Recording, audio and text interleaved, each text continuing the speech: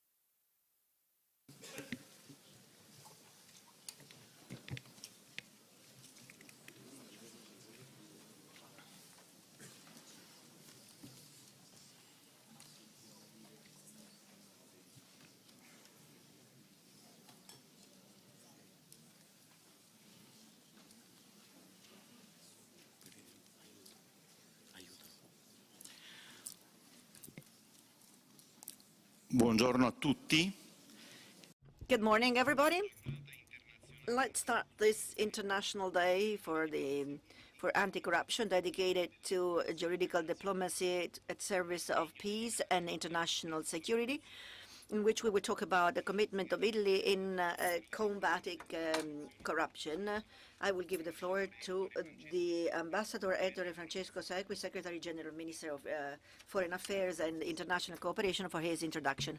Yes, thank you, dear Mr. Vice President of the Council, Minister of Foreign Affairs and International Cooperation, Minister of the Interior and Minister of Justice, ladies and gentlemen and authorities present here in this room. Welcome to the Ministry of Foreign Affairs for this first event in a series of events that fall within the Global Day program that we will host. This is an initiative open to the public and open to the civil society, the economic world, and the business world and other institutions. We will talk about the important international issues that will shape the future of the planet in the next decades and that are intermingled with the protection and safeguarding of Italian national interests.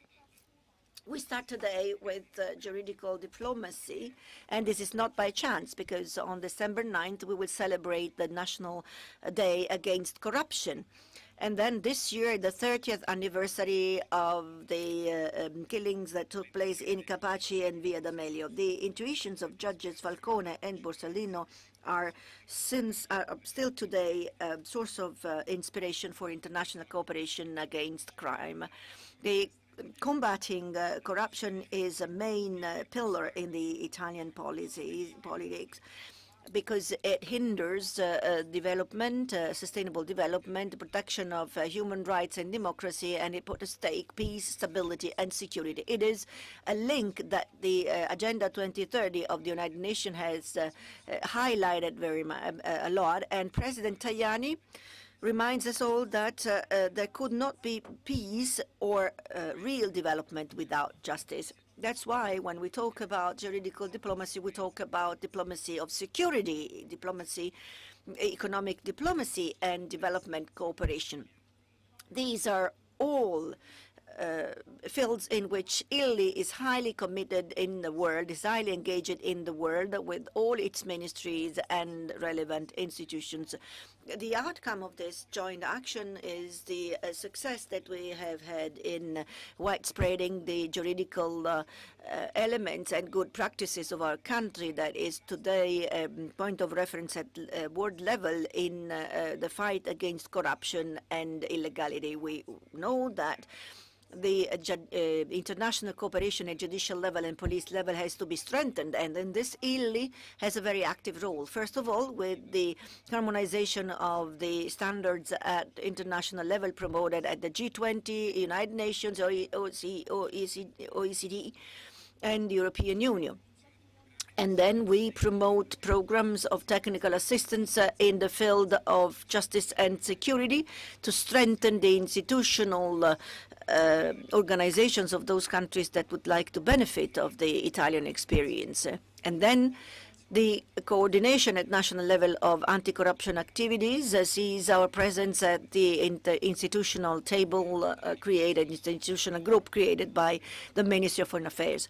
We have experts and people that are working in our embassies abroad that are working a lot, and many of them are following this day in streaming together with our ambassadors, and in remote we have the prefects, the quaestors, and the judicial and law enforcement agency representatives connected, so that they participate in streaming to this event. So I welcome you all and I greet you all. And then I would like to thank Mr. Bruno Vespa and Mrs. Giancarla Rondinelli for accepting the invitation to moderate this event, Ambassador Lo Monaco that has organized this event. Thank you all, and I wish you a fruitful day.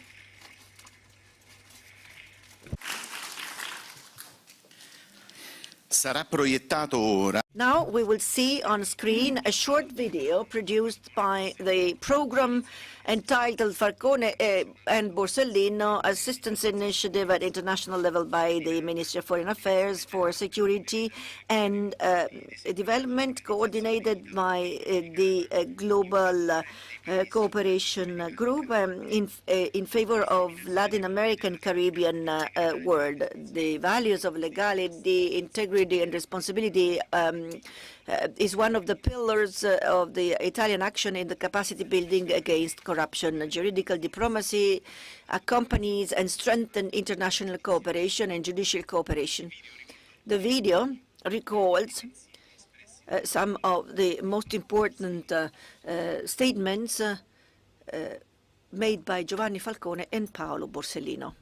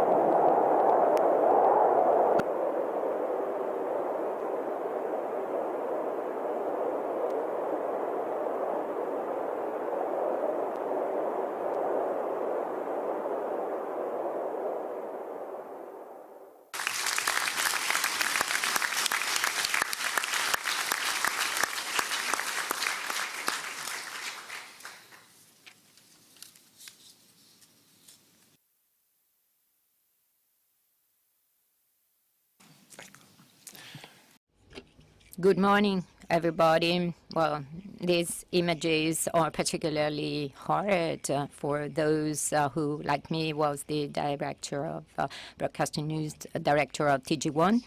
And I had to tell the news about this and Aldo Moro's killing. I must say that in the memory and testimony of Falcone and Borsellino, we try to have the state replace mafia as the winning model in the head and in the mind of many people and in the action of many people. We have three key ministers discussing this problem, this issue, and we will try and understand in this short conversation, what is the state of the art in the fight against mafia, fight against corruption, with the updates,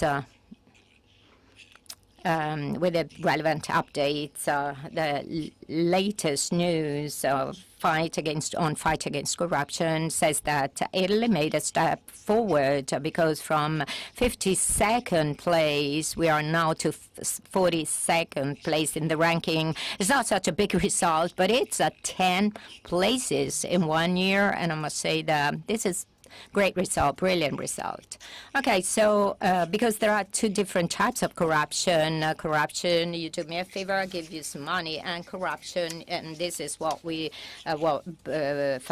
and Borsellino are referring to, is also international corruption, that is the intertwining between mafia and corruption, which is more complicated. So I would like to ask Minister Piantedosi, what is the link between corruption and organized crime? Good morning, Minister. Good morning, everybody.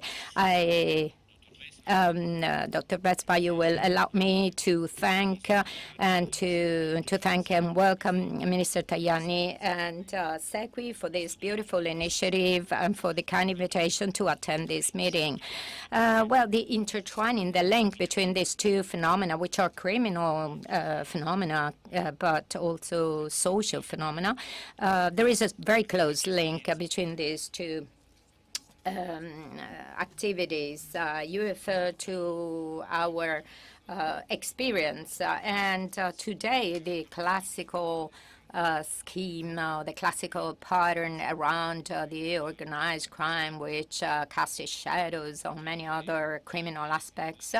Well, here we have this organized crime associations to have like money laundering activities and the money that they get from drug trafficking. Obviously, money laundering is possible if you can corrupt, if there is the possibility of corruption of public institutions and private individuals. So money laundering may make sense if there is a complicity, and here we have many pieces of evidence in our system. So the answer to your question starts from the prerequisite that corruption and money laundering are closely intertwined and certainly represent a big problem in our countries. And the international context is unfortunately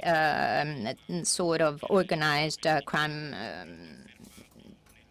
There is organized crime at international level. Obviously, all this has implications, because sometimes we say, oh, there is less violence, but there is corruption. And so in terms of law enforcement, we may think that this has been an evolution with less negative elements, but this is not so, because corruption then forges all aspects of our society and affects all aspects of our societies, because it affects also what so-called white collars, so professionals that may offer their professional activity to spread this phenomenon, to help spread this phenomenon, and it leads to cannibalization of private individuals, because for money laundering you must have entrepreneurs, apparently clean entrepreneurs that are involved and that are involved and cannibalized because they need a clean face, but of course their decision-making activities replaced. And obviously in Italy, we have an expertise, we have moments of excellence, and we have seen recently with our approach to resources that have been invested during the pandemic. And now this is a great bet in terms of architecture and law enforcement that has to be implemented in PNR, because the national plan because we are speaking of 250 billion euro that will certainly have a great impact on our economy in the next few years. We cannot afford wasting this or missing this opportunity. So now we have our experience, our expertise in our country, and we obviously rely on our international partners.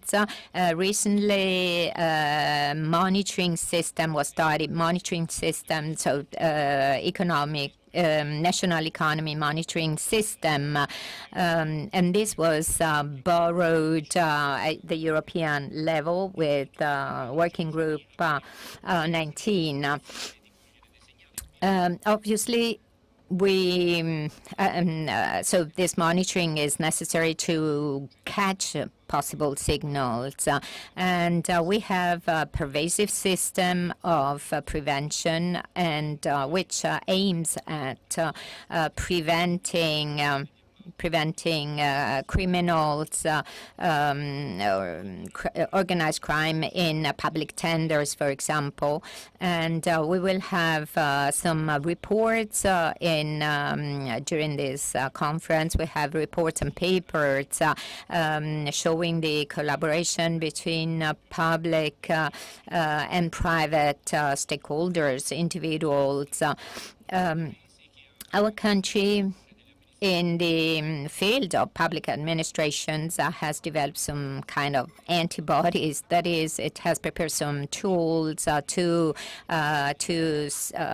identify danger. There is the anti-corruption system, and there are some practices that have been implemented within the public system.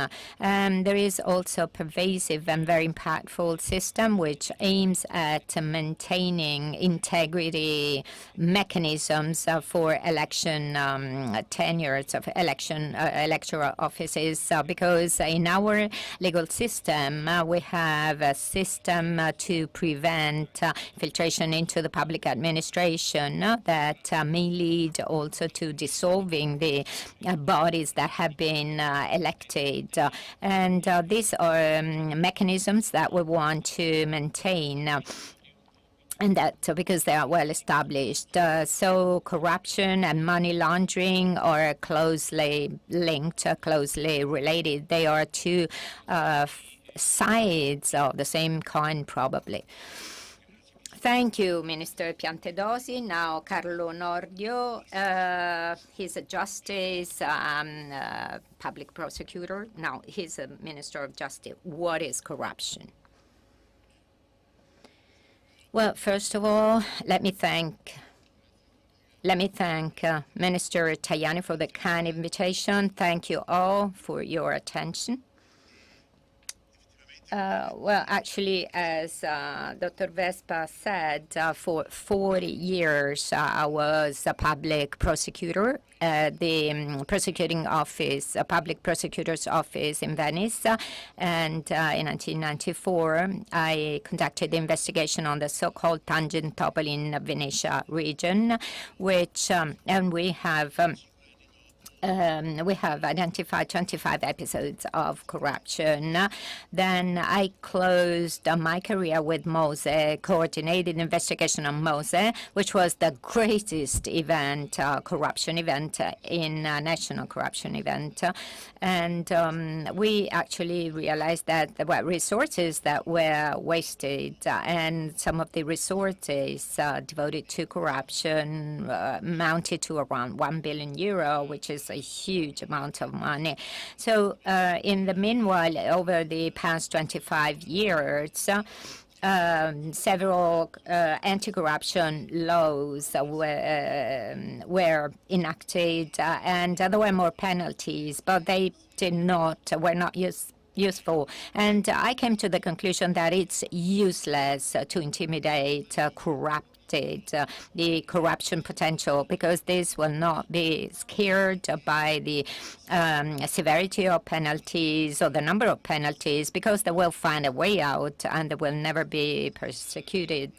But what is important to do is not so much to scare the corruption potential, but they have to be disarmed. They have to be deprived of the weapons that will lead to corruption, which are the weapons, paradoxically are the laws. Because we have in Italy, we have laws production enactment, which is 10 times the European average. And actually, our realization of corruption in Italy is 10 times higher than the European average. And this confirms what Tacitus was saying, corruptissima repubblica plurima legis. That is, the more the republic is corrupted and the more laws it will enact, because to fight corruption, the more the laws, the more it will be corrupted, because the more laws we have, the more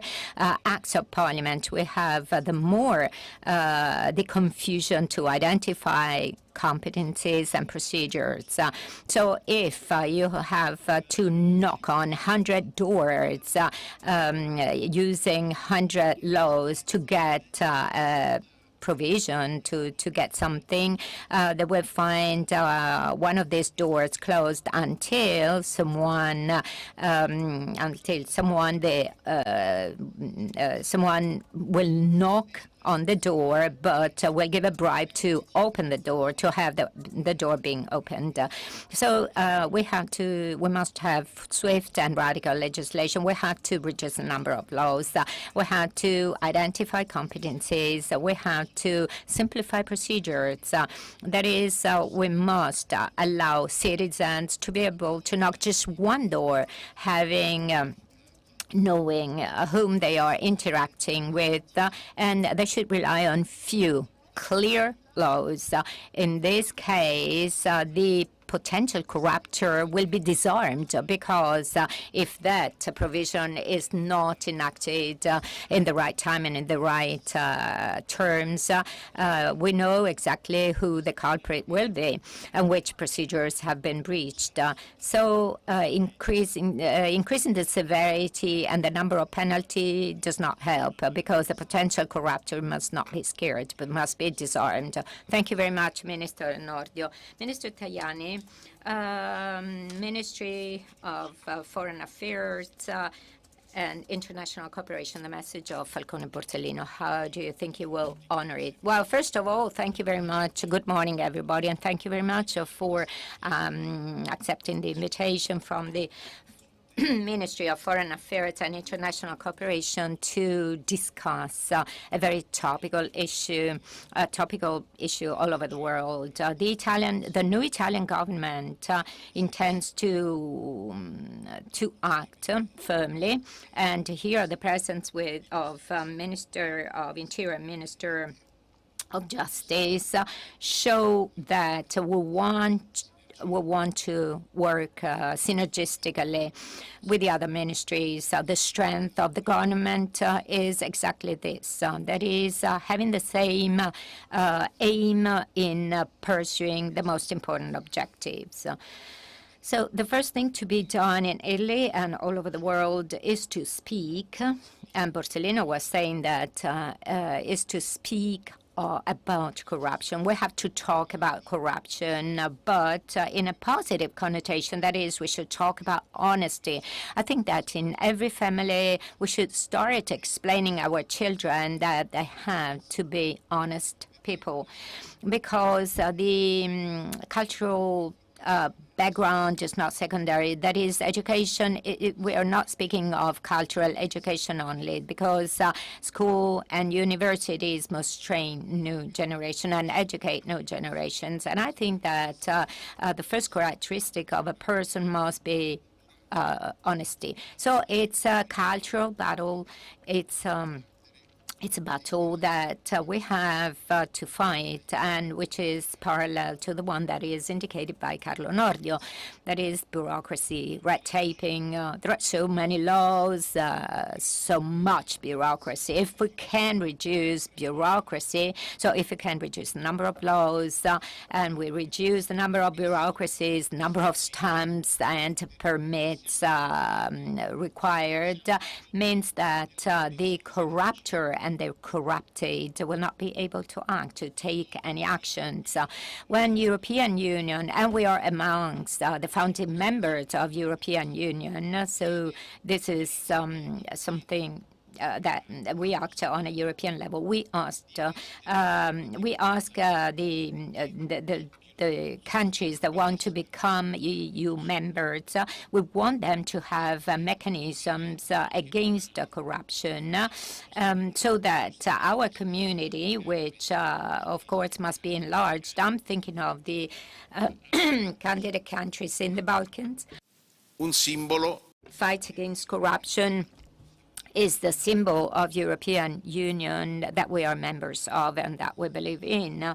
But, Director, we work very hard, even through the structures that Ambassador Segui was recalling. That is, the facilities and agencies within this ministry. There are judges, people from the Guardia di Finanza, financial police, that are obviously working and fighting in all sectors. But in every Italian embassy in the world, there are representatives from the police and also representatives from the Ministry of Justice, that is magistrates and justices, working with our embassy to fight against corruption together with the country, with the host country. And we bring our best practices, we bring our expertise and experience. We have an economic and financial police, which is quite unique and which is independent, which other countries are often jealous of, in inverted commas. This is our know-how in the fight against corruption.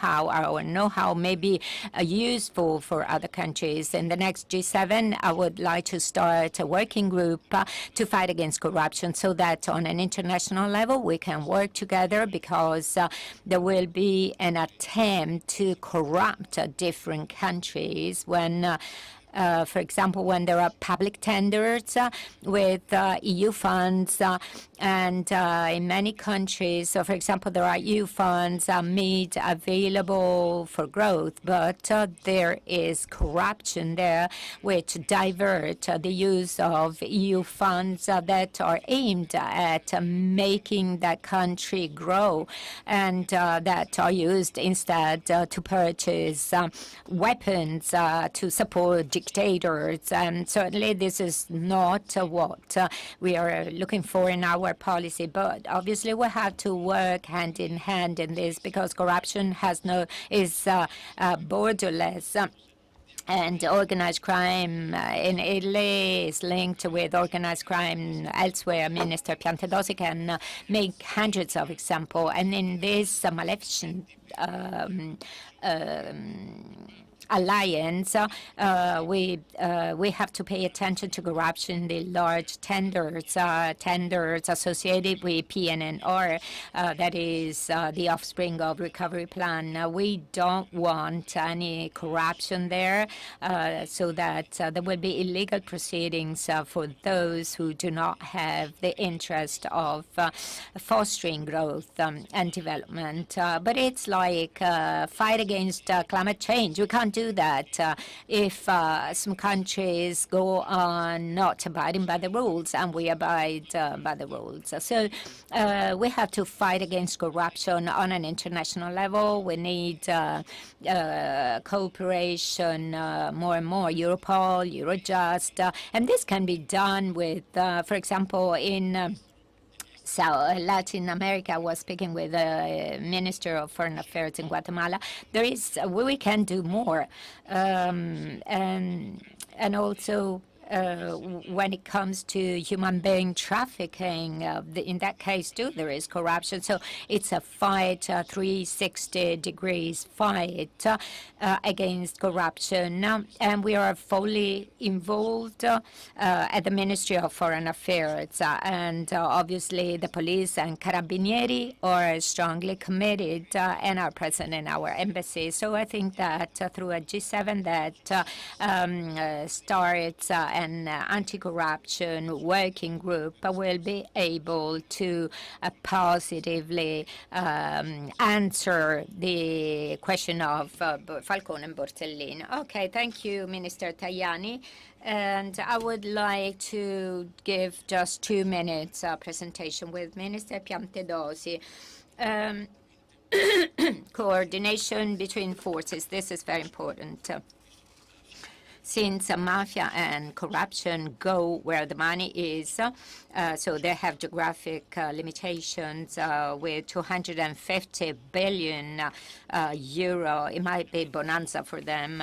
Yes, coordination between forces. Concezione interistituzionale.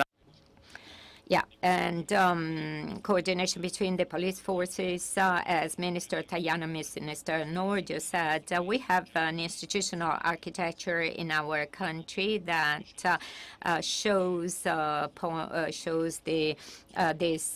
interforce specialization. We have, of course, every police force or law enforcement force has its expertise and is specialized and in a coordinated way helps to fight corruption, identify and fight corruption. So yes, this institutional interdependency is very important. And obviously, we have to think of international cooperation given the fact that corruption is all over the world. And now I would like to refer to something that you said in the introduction. Italy is seen, well, in the ranking of fight against corruption. You mentioned you mentioned the positive news about the place of Italy in this ranking, and but I must say that Italy in these rankings has always appeared as a country with much corruption, but everything was based on sentiment and Transparency International, on behalf of the European Commission, conducted this survey. So European citizens were asked, how do you feel corruption in your country? So there are sentiments. Well, it's a survey, but it's based on sentiment. It's based on citizens' feelings, obviously, and because citizens' feelings on security are very important. But a recent OECD working group actually on corruption has praised the activity of Italy, what Italy did, and pointing to the law enforcement, pointing to the efficacy of our law enforcement for the courage by which it pursued and continued to pursue the action against corruption, and it praised the national practice of interinstitutional national table on international corruption. That is practically in this way all agencies and all stakeholders can be involved. And I would like to close, and I refer to what Minister Tajani just said.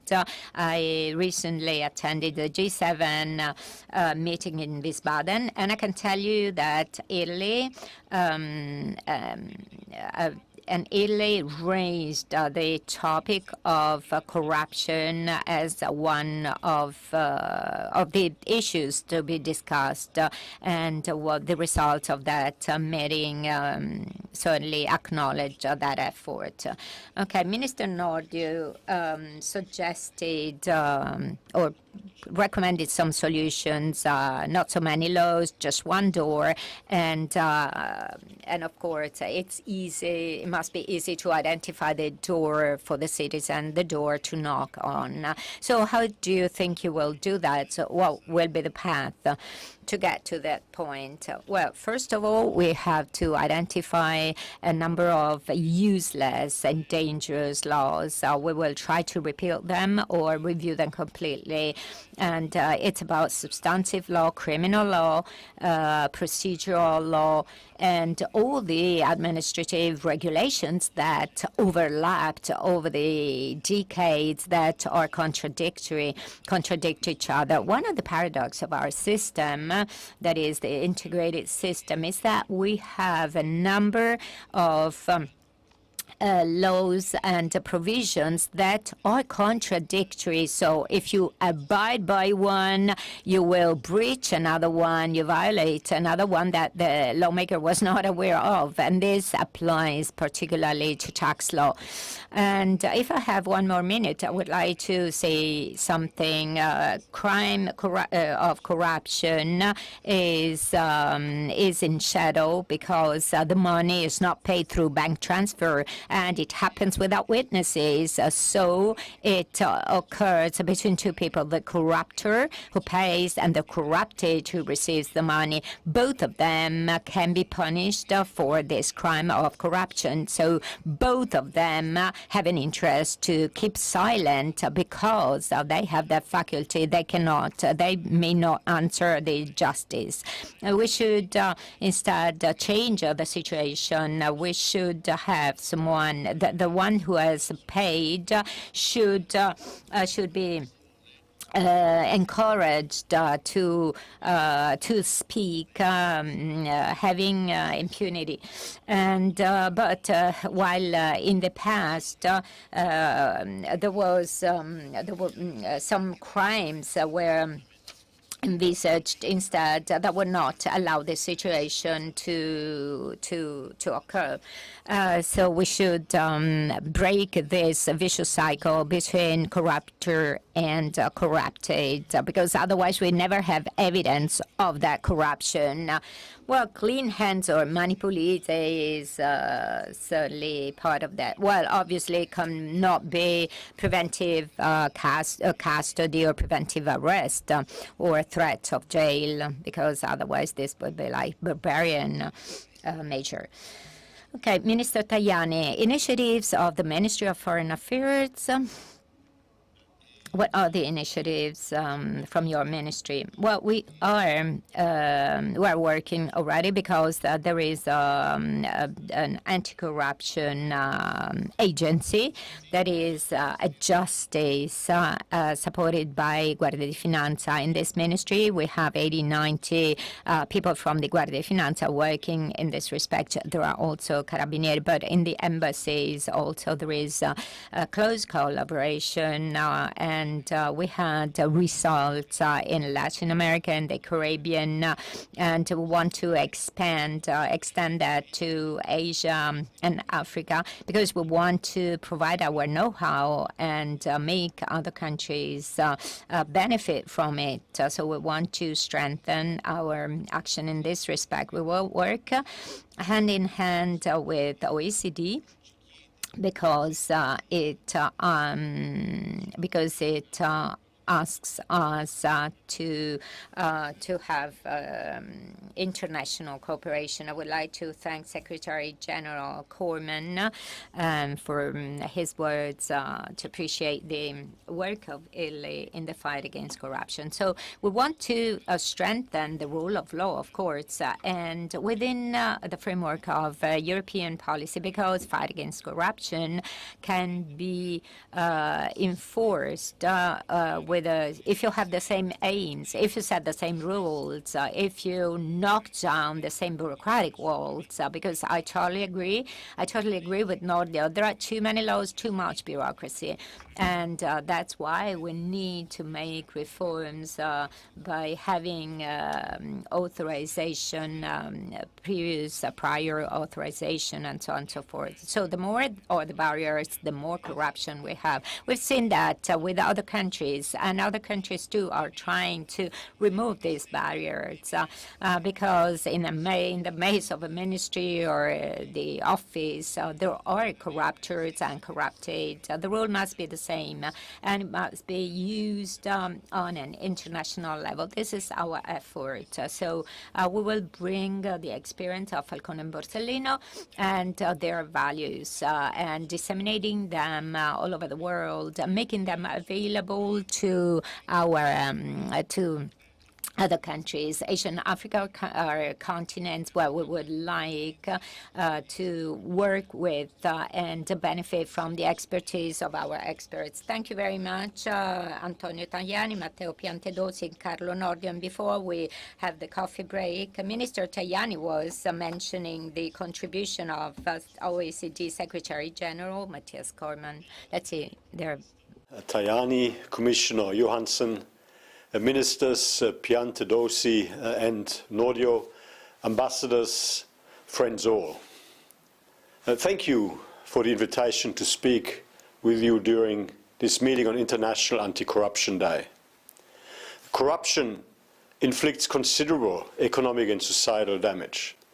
It undermines fairness and transparency in government decision-making. It worsens inequality, penalizing the poorest and most vulnerable. And it discourages investment and reduces productivity.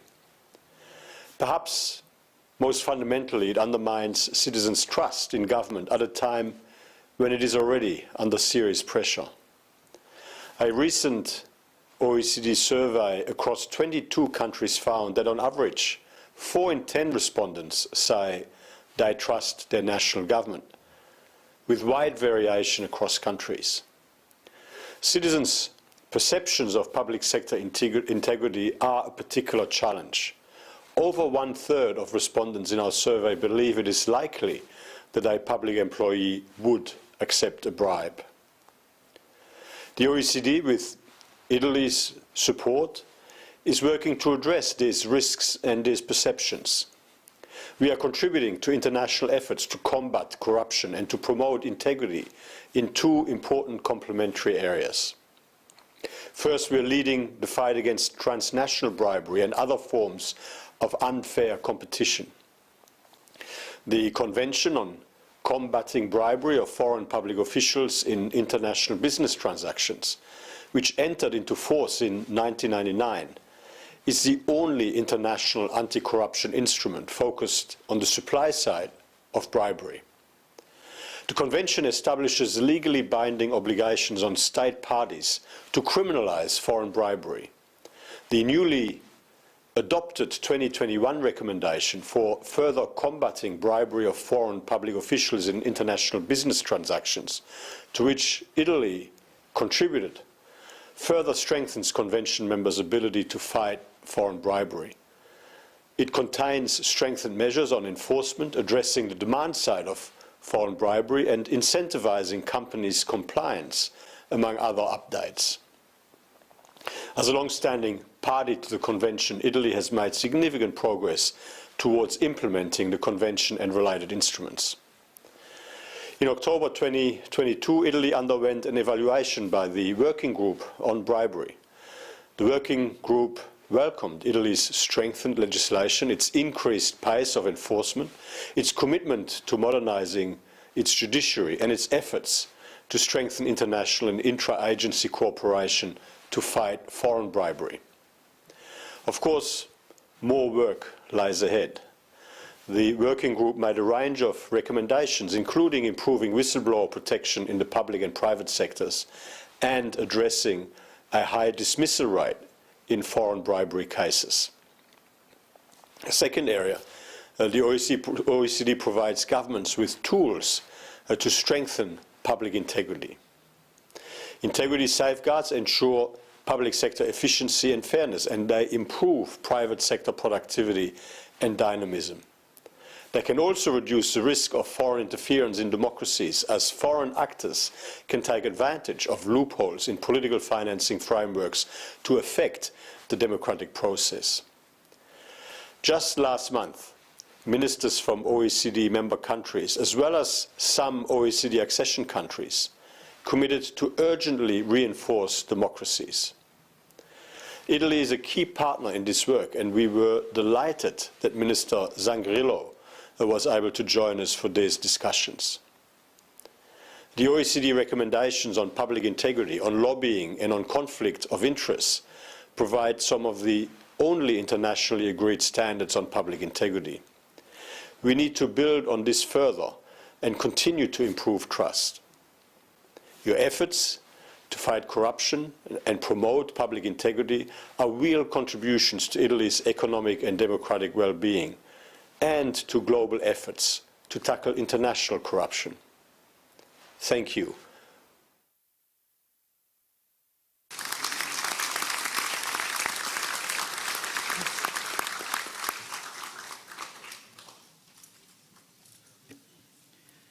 È ora prevista una pausa dei lavori. Now we are having a break for 15 minutes, and we will resume our work in 15 minutes from now. Thank you.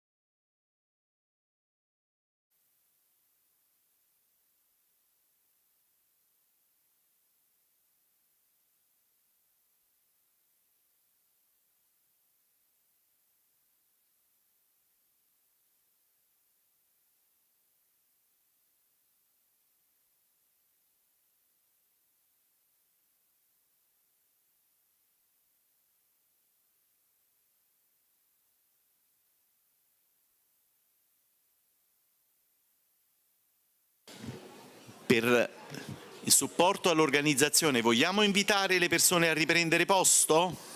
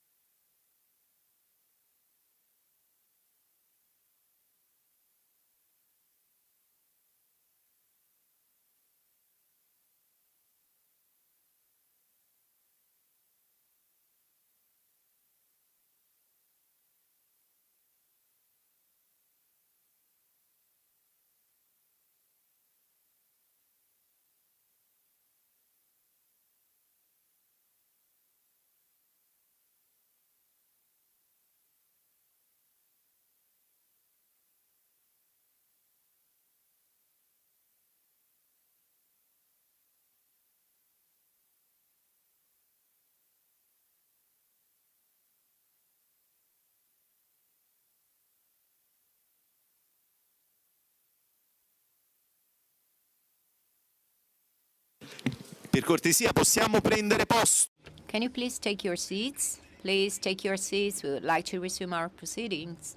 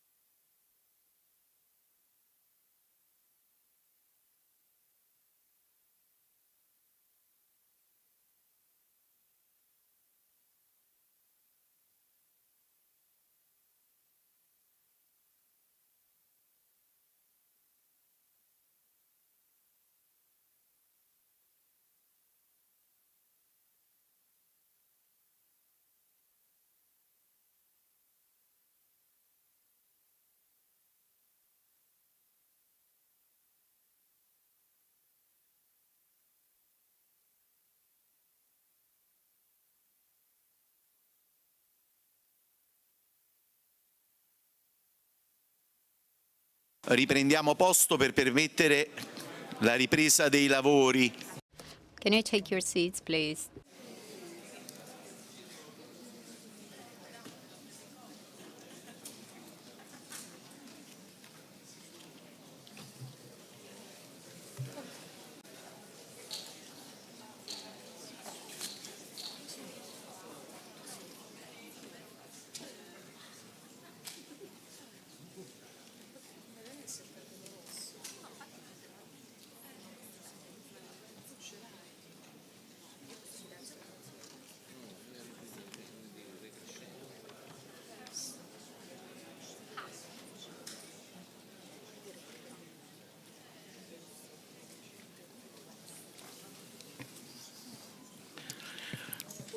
un minuto e riprendiamo.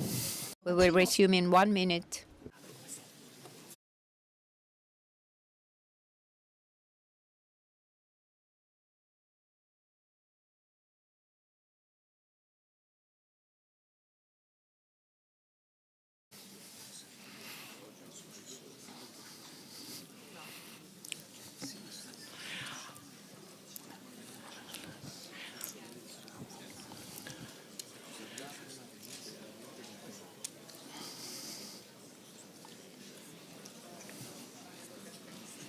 Allora, se facciamo un attimo di silenzio, possiamo We can resume our proceedings. Dottoressa Rondinelli, please, you have the floor.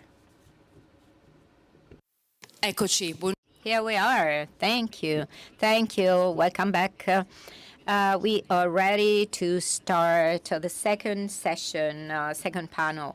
Well, actually, there are many insights. There were many insights from the first panel, from the first session, and these inputs, of course, come from the Italian presidency of G20 in terms of corruption, fight against corruption 2021. Okay, so there are some themes that we heard in the previous panel and that we will try to develop in this session. The first topic is the Italian anti-corruption system is sound and valid, and it's a good, it may be used as an international model, and something that we will try to talk about in this session with all police forces and public prosecutor Melillo is that we are at the moment dealing with PNR. So we will try to recover, and there is maximum attention to that. And the other thing, the other issue is the need for cooperation between all the stakeholders, including from police forces. I would like to start with Lamberto Giannini, Chief of Police. I would like to ask you, in Italy, there is perception, much perception of corruption. To what extent is this awareness perceived in your activity, and how much does your activity on an international level may increase the awareness on this topic? Well, first of all, thank you very much. Thank you. Good morning, everyone.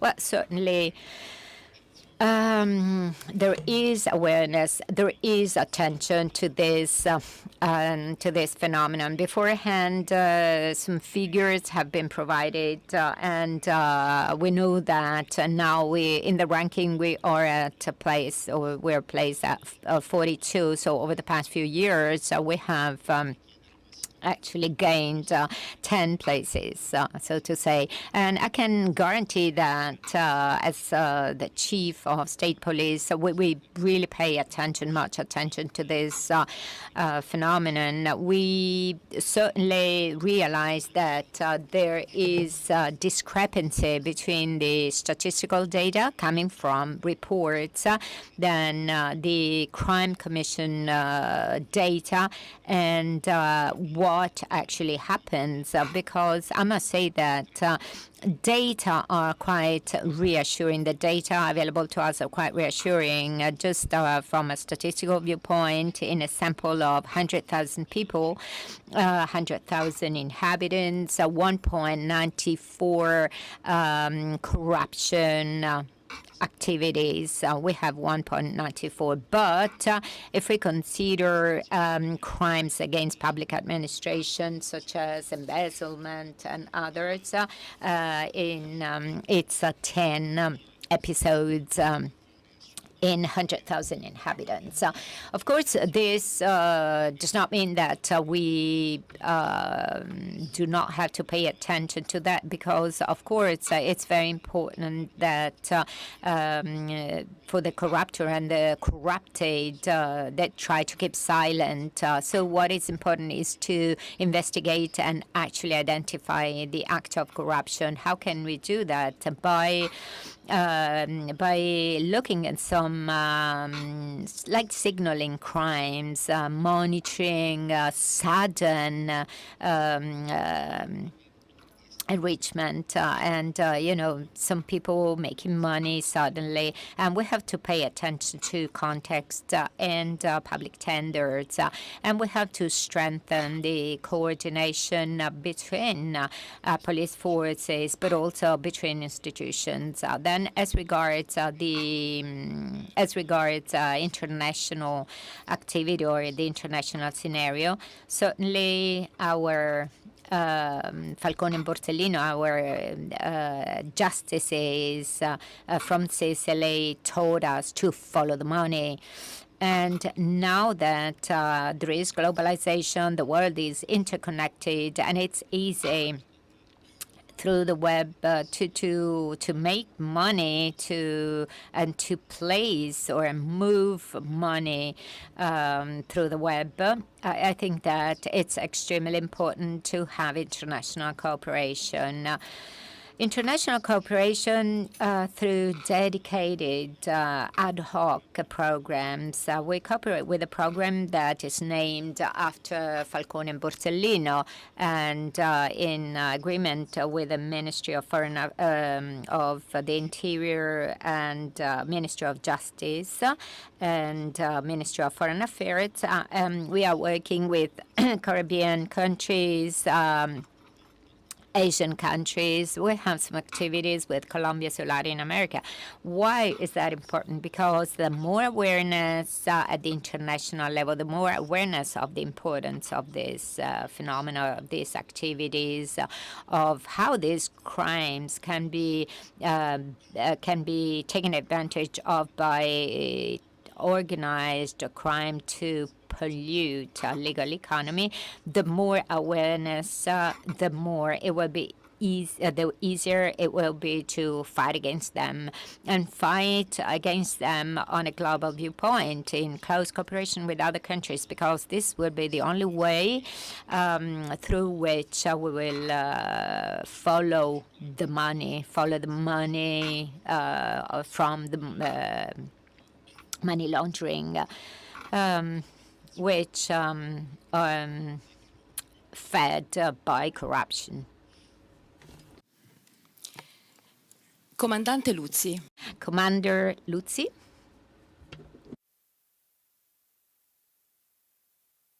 Allora, il comandante...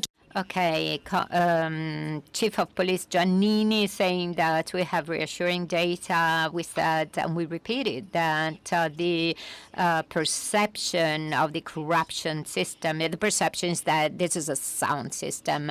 And so how much awareness is there on this topic as compared to what you do on in your everyday activity? Yes, good morning, everyone, and I will follow up with Prefect Giannini. I follow up with him because amongst the different themes that we share with combined police forces, that is state police and Guardia di Finanza, we have the same vision on this topic. So starting from the perception or the awareness of corruption in Italy, our Minister of the Interior spoke of a sentiment. Yes, certainly this corruption does exist, but it cannot be completely eradicated. But now that we are at ranked around 40, according to the international statistics, I think we don't deserve that. We should be higher in the ranking in terms of rule of law, in terms of legality. And so this is something that we analyze, we take action, and we take practical actions. As far as the Carabinieri, Arma di Carabinieri is concerned, I would like to underline three aspects. We are a public administration, so in order to be credible, we must be the first to demonstrate that we take distance from this phenomenon. And And we do that through some internal procedures. Some are shared with other public administrations with 3-year plan against corruption. We do this through training because we have to make people aware of what happens when committing the corruption crime. Sometimes military men may underrate it. And then we have other measures that other administrations do not have that facilitate this type of controls. That is so that we can be credible as Carabinieri courts. Obviously, without credibility, we cannot work. Obviously, we have to take preventative and law enforcement measures as it happens. In our case, preventative we have to take out preventative action with cooperation protocols with other agencies which are interested in corruption. ANAC, first of all, and AAC, which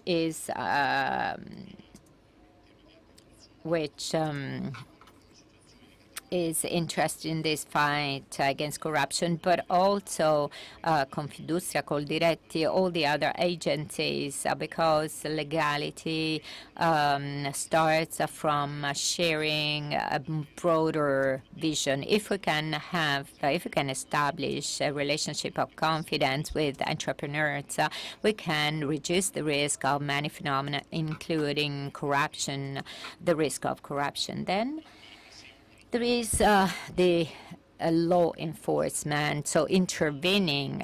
Our intervention, our people are trained. There is easy technical investigational institute delivering specific courses or investigating techniques, because of course some psychology, because trainees have to be educated also on psychology. If for example, if there is a tender which involves only few companies or enterprises, we should suspect something. This is not a crime per se, or a civil servant who suddenly becomes rich. And this has to be connected with other indicators which will help the investigation. So we organize these courses for our staff, and we do that in collaboration with ANAC, or we have other police or foreign police forces. I see Ambassador San Marino, and she attends our courses, training courses. This is an example of cooperation. As regards specific crimes which fall within the competence of European prosecutor. Well, there are EUPO.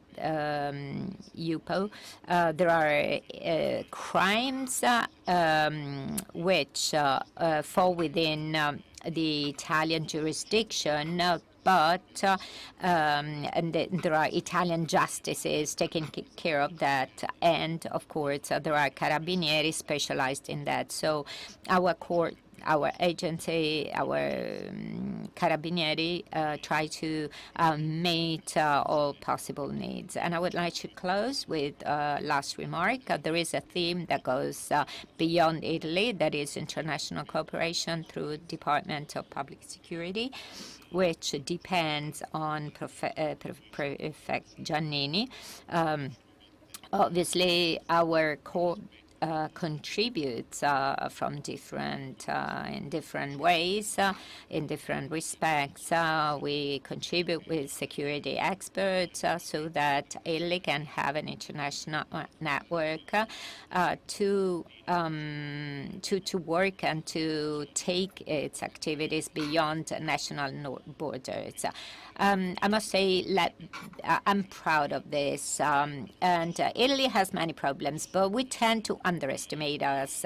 We tend to underrate our work. And I think that in many sectors, not only ours, but other sectors too, I think that in terms of technique, skills, expertise, we can bring our investigational culture to other countries.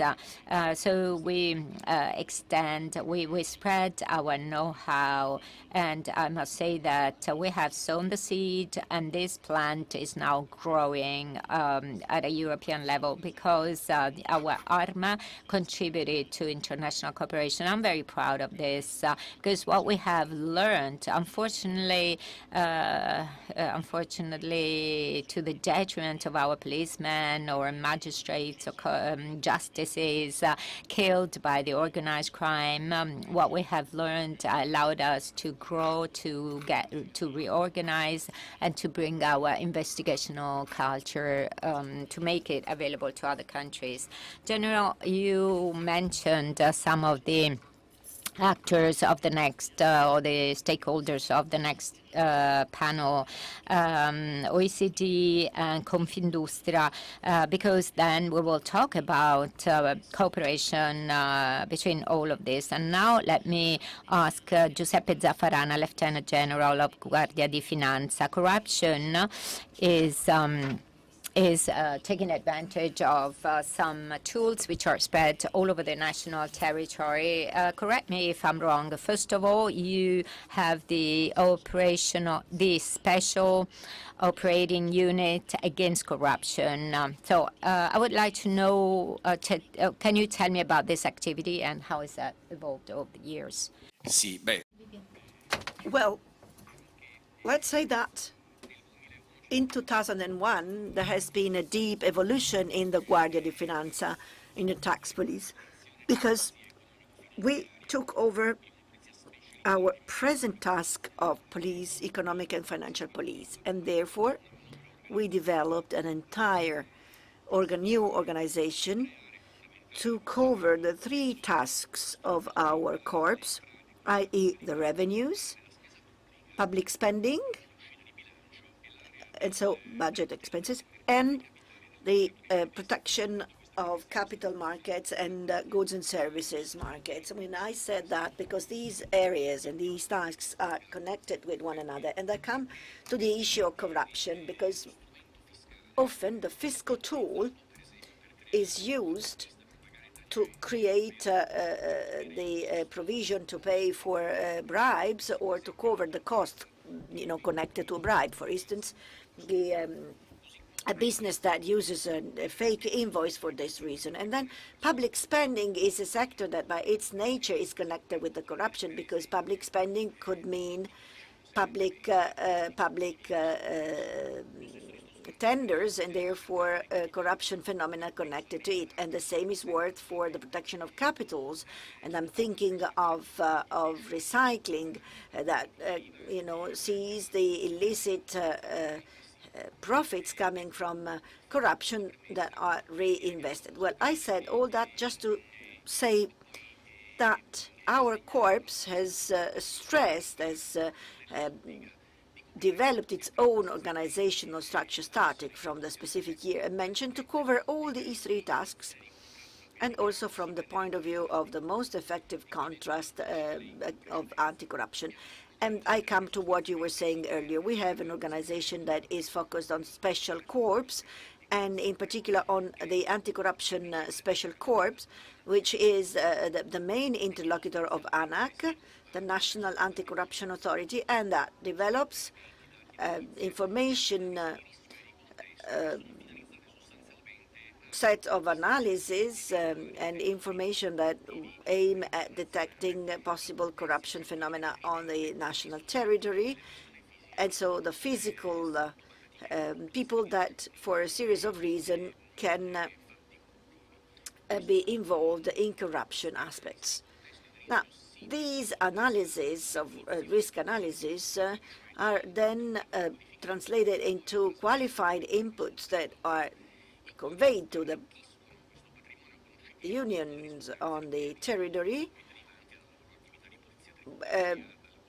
who have economic control of the territory and anti-mafia activities and anti-money laundering activities. And then they start some activities under the lead of the judicial authority. So the special anti-corruption unit is also the basis of all that. And then we have the organization at local level. We have our groups at local level, and we have the economic financial departments that are in every provincial, in every region and in every province. And these are the units that represents the best of the best in our corps.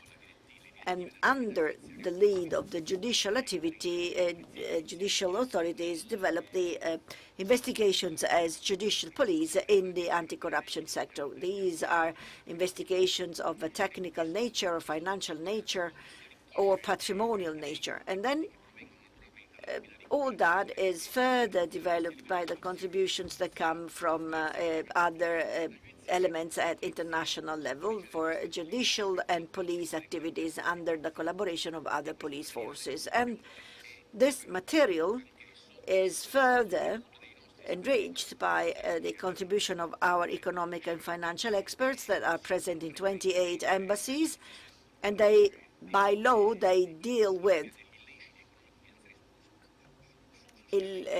economic and financial crimes at international level, and they can provide a significant contribution in the development of investigation activities. Just to give you a few data on what the Guardia di Finanza has done in the last 2 years. Well, in the last 2 years, we arrested 750 people for this type of crimes, and we have discovered illicit behaviors for 350 million euros, and we have seized 160 million euros of goods from corrupted people. I hope I have given you a complete answer.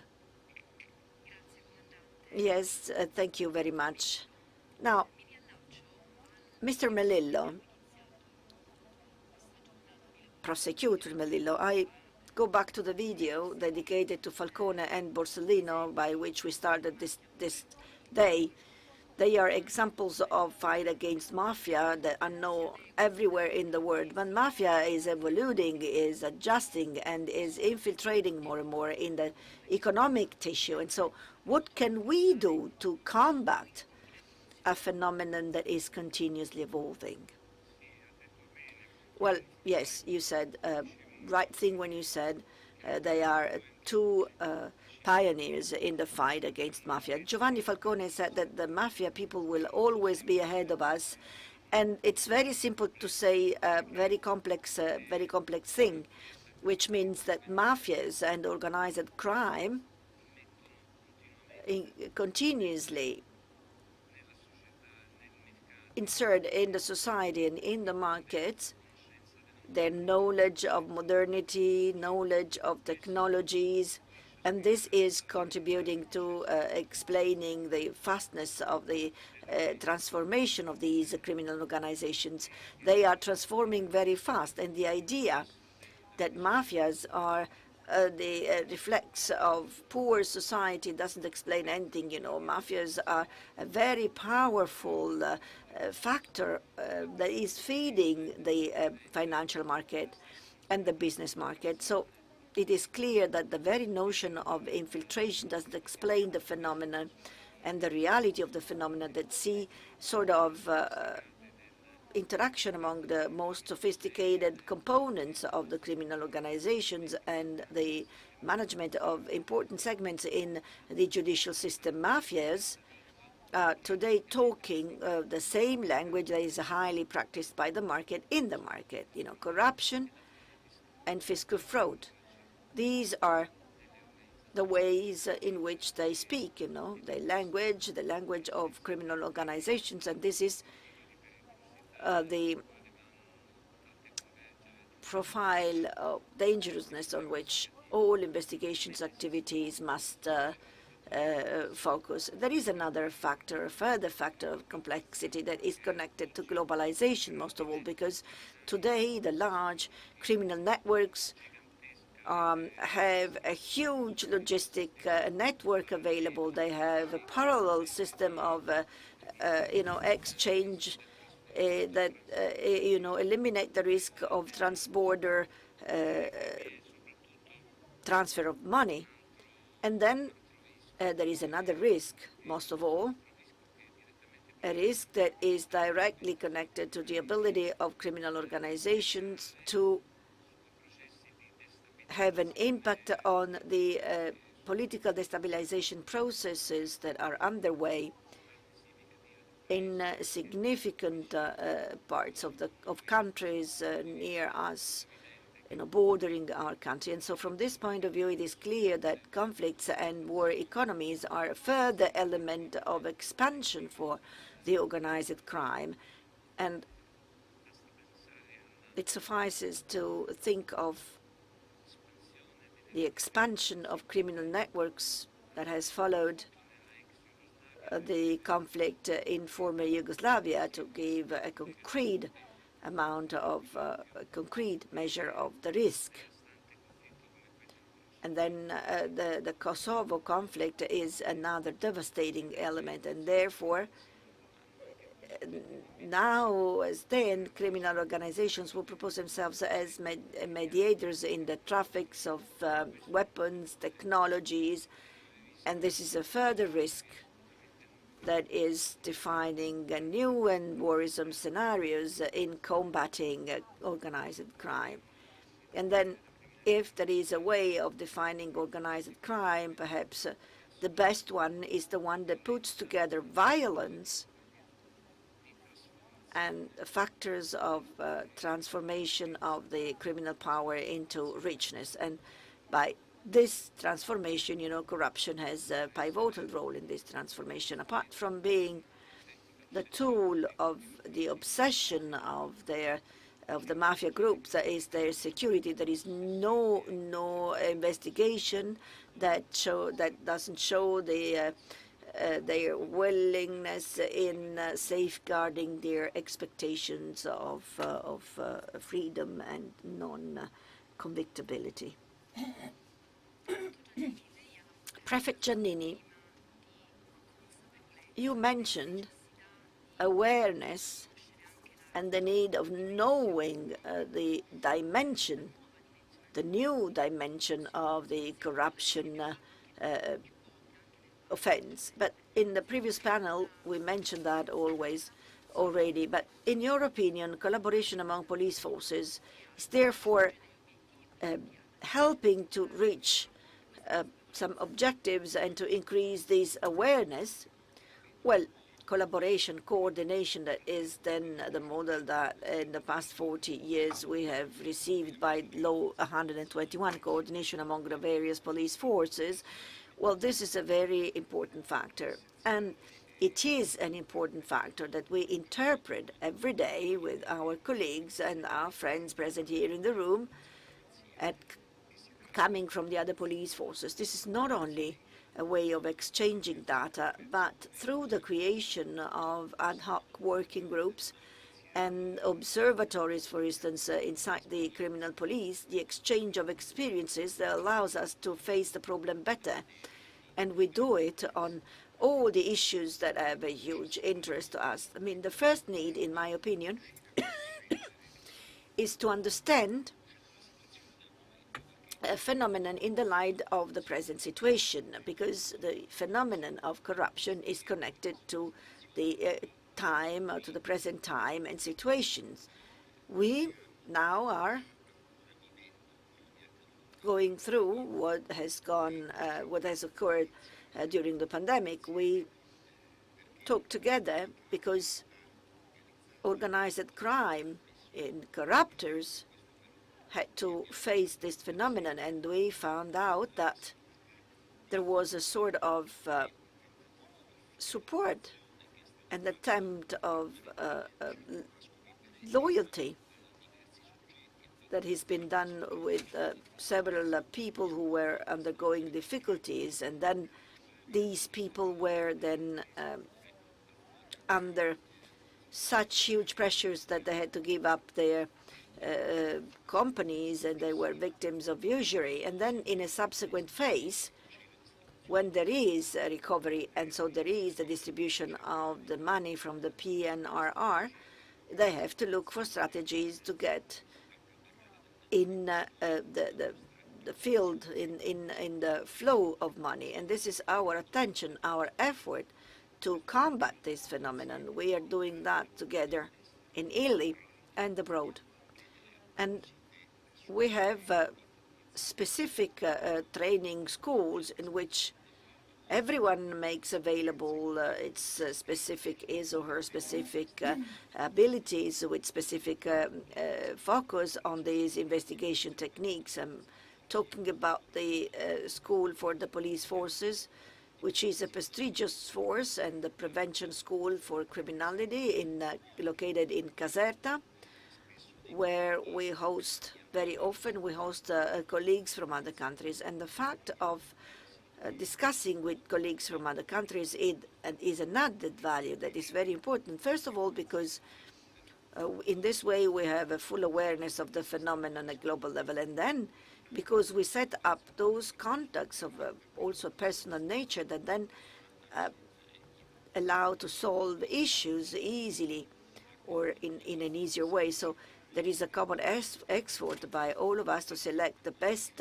investigators, for what we are concerned within the central anti-crime organization. We have dedicated units dedicated to the fight against corruption. But then these colleagues must be put in a situation of exchanging experiences and be put in contact with investigators from other countries. And we do that with quite articulated programs and with some tutoring, work. And this is giving us very important results because it accelerates the collaboration, cooperation, and it makes it possible for us to be put in a condition of following the advantage that Judge Falcone mentioned, and that unfortunately is something that is committing us a lot. General Luzzi, going back to the idea of this working together between corruption and criminality, you've been in Palermo for 5 years, from 2007 to 2012, and you have developed a huge experience in the fight against mafia crime. We all recall the Perseo operation. 150 people were put in jail, people connected to Cosa Nostra. And it was an operation mentioned by all national and international papers. As Prosecutor Melillo said, mafia is evolving. But what are you now doing to counteract this phenomenon with the European Procurator's Office also? Oh, yes, you're right. Mafias, in the plural, they change. But the danger remains the same. And what do I mean by that? It is clear that up to the 90s, mafia was violent in its manifestations, in the most organized part of mafia. I just remember the magistrates that were killed and all the killings in Rome. So the mafia was under everyone's eyes. Now it's working in a more silent way, and it's underestimated, I would say. So as everything that is not making noise, it goes unnoticed sometimes. So I said it is dangerous, mafia, because in the end, as Melillo said, it touches some aspects that have an economic and financial nature. And these are aspects that have an impact on free competition, on the solidarity of the country, solidarity of a country, and therefore it puts in danger the interests of democracy and the interests of future generations. And then in the end, the criminal phenomena ruin the future of our young people because they give them no prospects. We in the Carabinieri, we have a special structure which is the ROS and deals with terrorism, but also organized crime and organized crime in mafias and their components, the different organizations. And so we do that at national level from Lombardy to Sicily. It's not that in the north of Italy we don't have mafias. Since in the north of Italy we have more money that circulates, mafias are present on the territory and they make their own business there, so they are quite dangerous also there. So we have investigation elements from the north to the south of Italy that under the lead of the magistracy and the coordination of Prosecutor Melillo, which is the national anti-mafia prosecutor, we carry out investigations. We've been doing that for decades now. Now we have important investigations underway, which will bring results in a few days or years. So we are in the forefront in this huge fight on the huge issues of organized crime. But there is another element that must not be underestimated, i.e. their presence on the territory. And I mentioned this just to give you an idea of all the stations of the Carabinieri force, 4,600 stations. And then the forest Carabinieri also are present in a very localized way, because this is very important, because the corruption phenomenon or the distrust in the institutions is what requires a control of the territory and intercepting forms of stress on the public administration of different nature, or corruption phenomena that are very small, but then if they increase, they could be highly dangerous. For instance, the healthcare system is not without corruption phenomena for public contests or fake COVID certification under the payment of a sum. So I just give you some trivial examples of corruption phenomenon. And then we have the greenwashing also, all the certifications connected to European contributions that create corruption phenomena in where the public administration has no sense of legality that it should have, and the same is worth for other sectors in which the Carabinieri are highly specialized. So the control of the territory means fostering a general situation of legality and the development of investigations at a higher level. Now, I conclude by saying that there are also information activities that go beyond the judicial part. What Minister Piantedosi mentioned before is a container where there are several things, and starts from the information activities carried out by the police forces in a coordinated way. And it is an activity that has no judicial value, but has a value of barrier for some aspects vis-à-vis of the organized crime and some forms of corruption. So there is an entire world behind that, which is quite complex. And I conclude by a concept that I believe is of fundamental importance. The Italian system, or the international system, must be unitarian, united. I mean, the question asked by Mrs. Rondinelli to the chief of police on the coordination of police forces. Coordination is a multiplier of efficiency in police forces, but coordination today is a concrete, useful, and pragmatic coordination. And this coordination that is very, very important must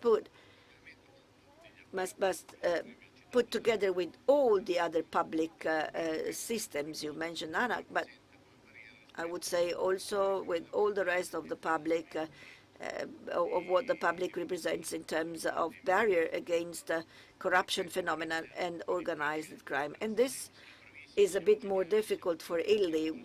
We are not able to make to organize a system. We are very good in investigation techniques, but when we have to put our efforts together, we have our cultural difficulties that are rooted in 2,000 years of history. But this must be a very important element and must be a must.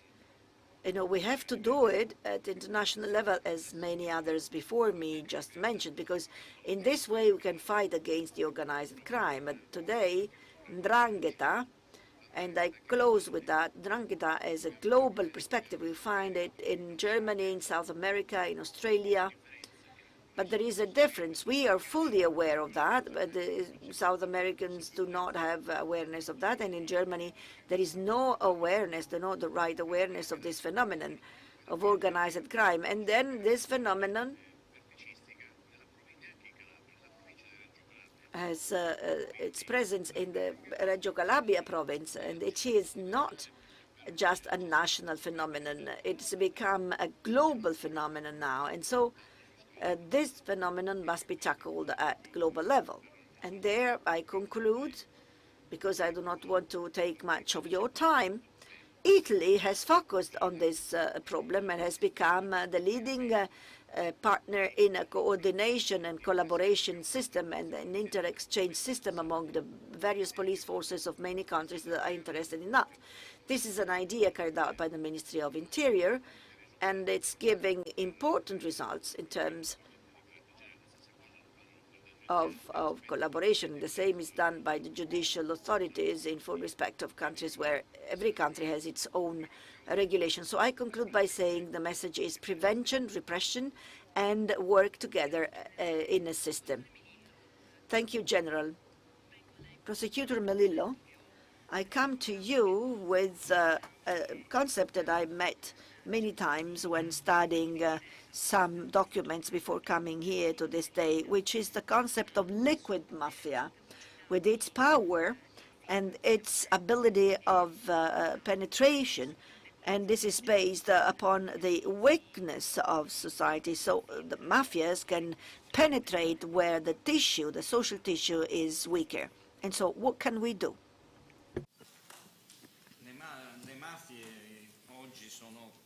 Out of mic. Dicevo, le mafie sono costellazioni di impresa che Well, mafias are a constellation of businesses which are not different from normal businesses. They have the same accounting systems, they have the same tax systems, tax technique systems, but the advantage is that they can rely on endless financial resources coming from illegal activities, and on the other end, they can intimidate. They have this strength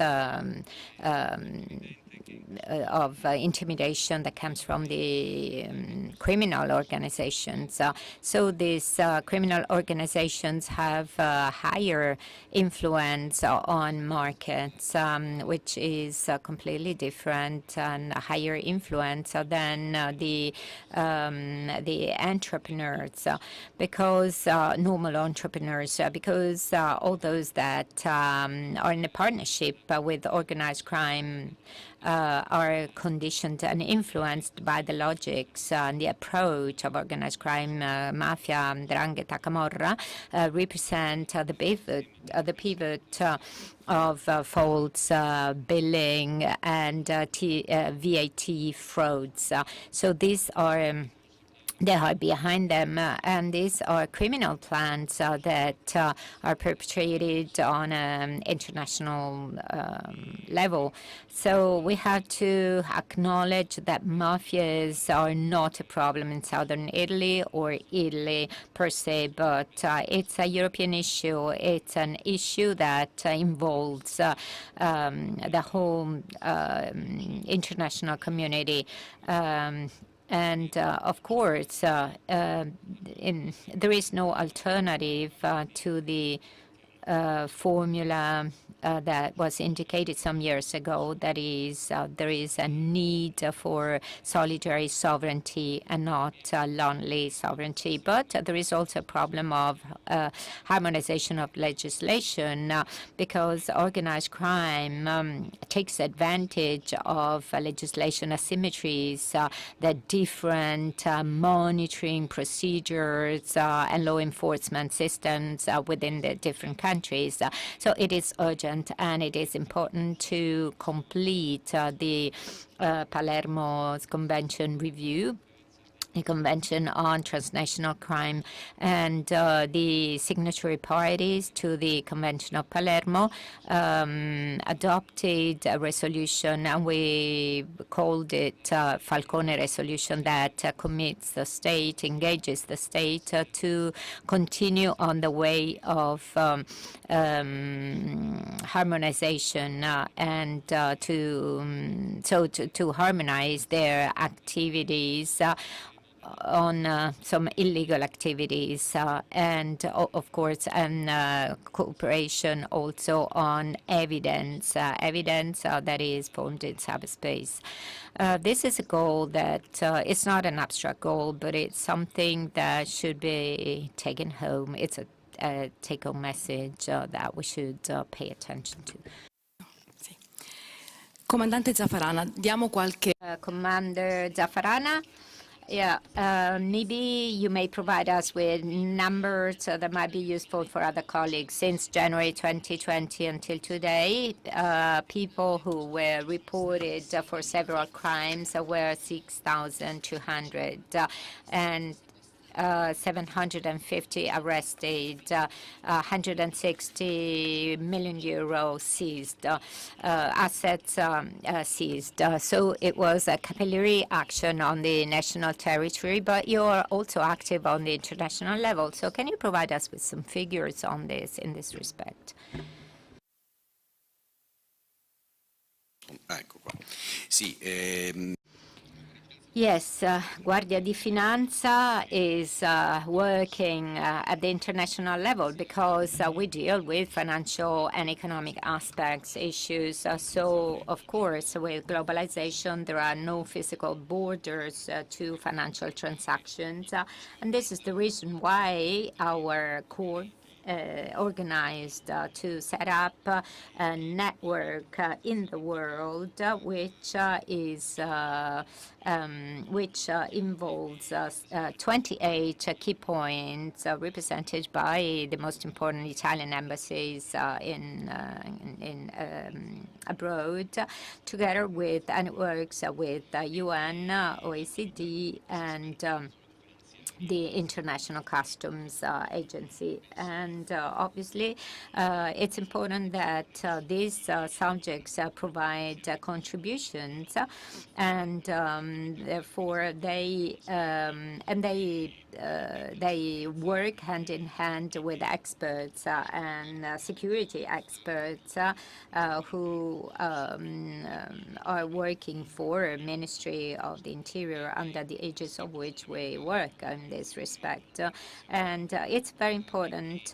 This international cooperation is very important, and the Economic and Financial Police School is our institution that it's an agency that aims at updating and training our people, but which has an international approach. Just consider that in the past 3 years, despite COVID, we provided corruption training course for 86 countries in the world. So this is the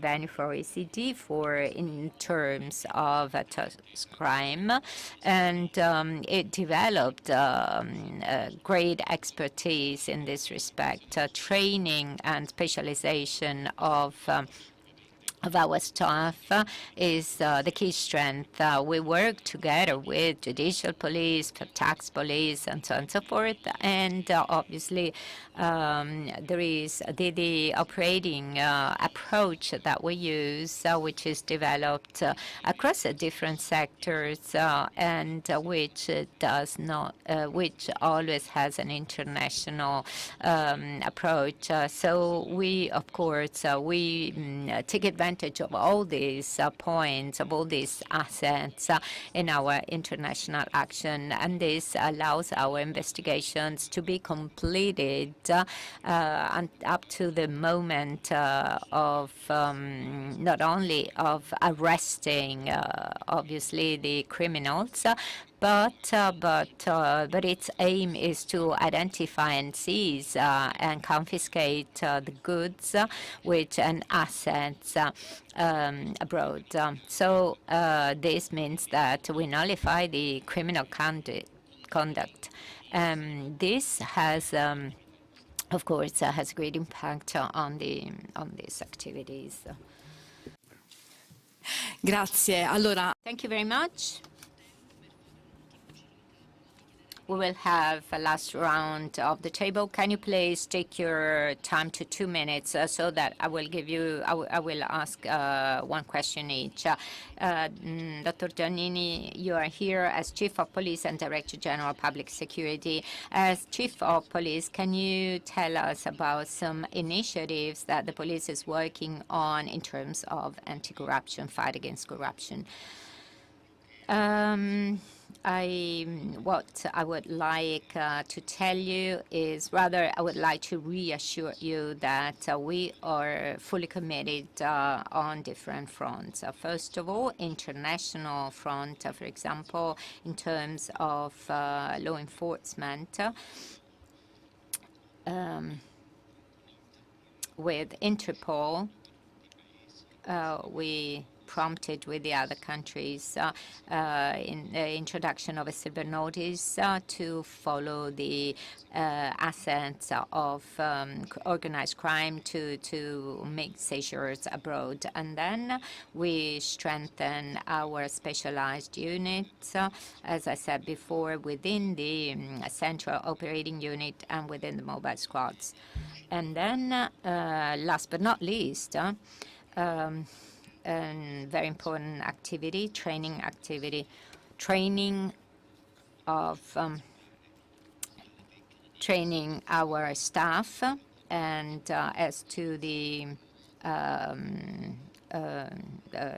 knowledge, educating them, and letting them know, making them, instructing them about the laws and law enforcement, and external activities, that is approaching principles of legality, rule of law, and this is something that we have started also at schools, because it's very important to make students aware of these issues. It's very important to make people aware that they are entitled to justice, and to know which are the police forces that should address too.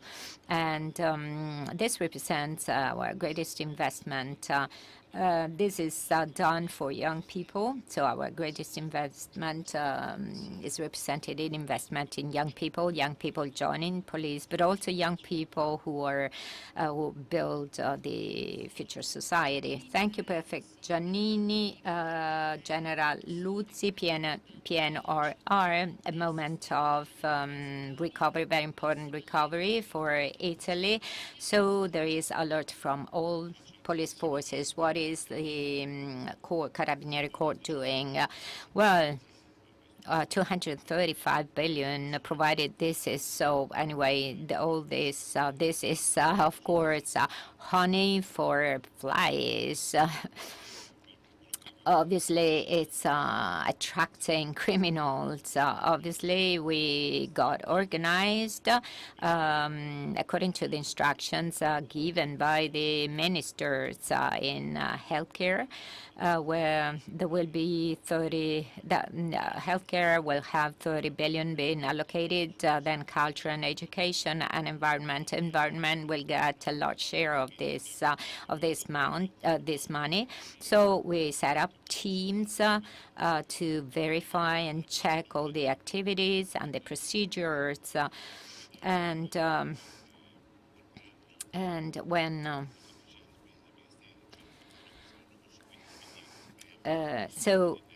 we hope that, of course, then all the budgets will be established for the different ministries. So we will work in this respect on the whole Italian territory. Whenever obviously there are crimes, then the public prosecutor's office will intervene. I would like to close my my speech with a message of optimism, because we are all sorry, but I'm optimistic based on the following. First, Italy has law enforcement legislation.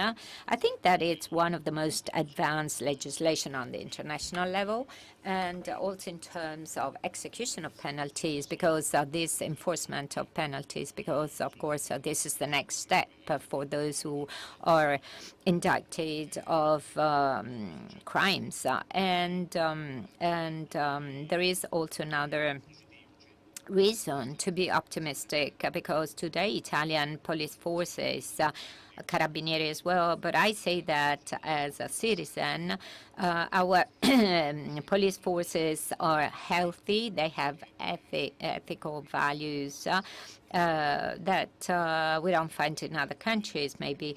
And so they are efficient, they can prevent and they can punish, and enforcing the laws of a democratic country. Obviously, we cannot cut the hand of a corrupted person. So within the legislation that we have in Italy, and overall the legislation is excellent, then police forces can implement these laws, can enforce these laws in an excellent way. And obviously, we want to fight against all possible crimes, especially the crimes coming from organized crime, and crimes that have affect economic situation of citizens, that is corruption. Luzien Zafarana within PNR, Guardia di Finanza is working with ANAC on this topic. What are you doing? How are you working? Well, Guardia di Finanza is playing a central role in the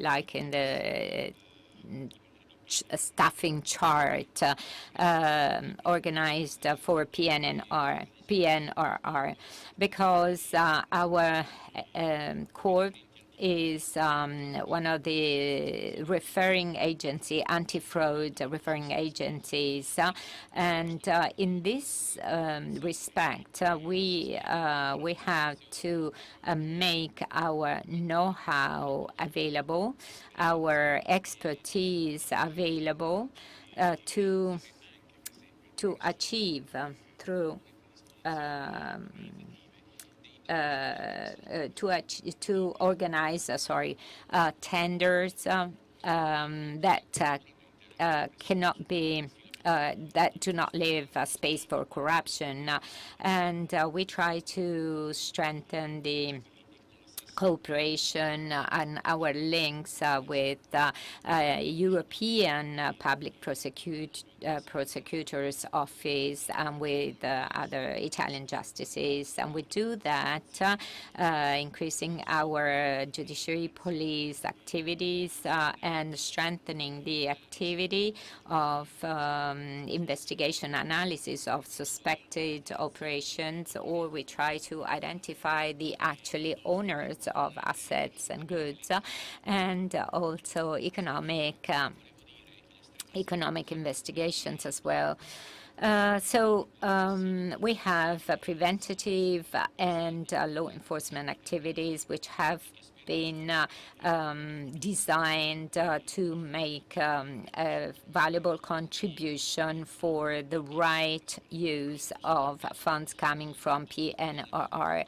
Now, the relationship with ANAC is of paramount importance because ANAC is the place where preventative measures have been designed, preventative measures for public administration to work as efficiently as possible. Okay, and now we close with Prosecutor Giovanni Melillo and transnationality of mafias and corruption. What is the role of the Anti-Mafia Prosecutor's Office? Well, first of all, our agency, the National Anti-Mafia and Counterterrorism Prosecutor, is, of course, is one of the stakeholders in this within the international cooperation and law enforcement, and it proved its usefulness because coordinating investigations, the coordination of investigations is a task which must be international, so not only national but international. Now the network we have cooperation and we set up a network. We have cooperation with other agencies, and thanks to this network we can achieve brilliant results. We are trying to strengthen, we're strengthening the investigating activities, starting from analysis of suspected financial operations, and in the past few days we have redefined the cooperation with Guardia di Finanza, and we will redefine also our cooperation with Financial Intelligence Unit in Italy.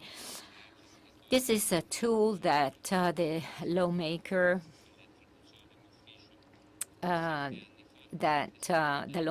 provided to us, and this is a tool that allows us to have information from other law enforcement systems. So to have information about money laundering. This is very useful also in fighting against corruption, and it is quite obvious then that the organized crimes mafia organizations are at the core of manufacturing processes, and they play a key role in cartels, and they are selected to operate and to work with the market, with public administrations, with politicians. So now we have new offices and new roles compared to the past, and obviously they are the target of our investigational efforts. Allora, grazie. Thank you. I would like to thank all the panelists, Lamberto Giannini, Commander Luzzi, Commander Zaffarana, Prosecutor Melillo, and to not leave because we will continue with the third panel. Thank you.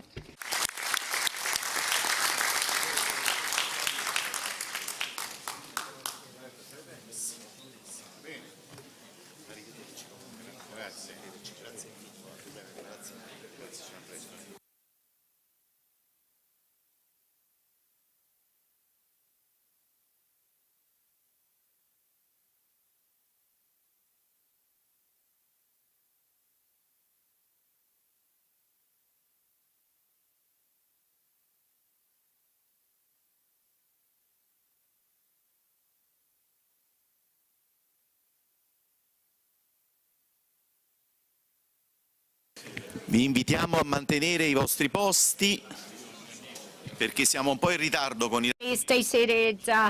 Unfortunately, there will be no coffee break now, and we are lagging behind a little bit. Stanno adesso i nostri.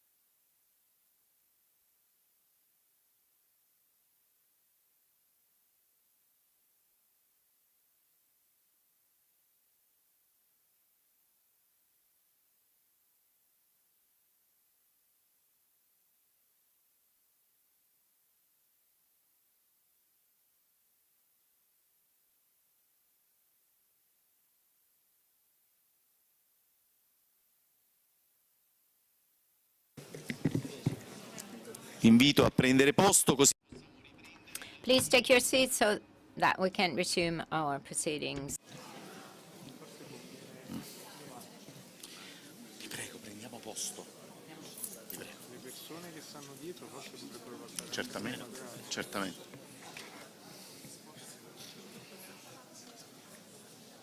L'importante è che riempiamo il campo, Giovanni.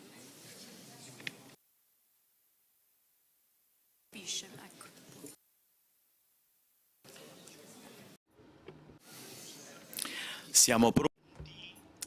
We are ready. We can resume our proceedings now.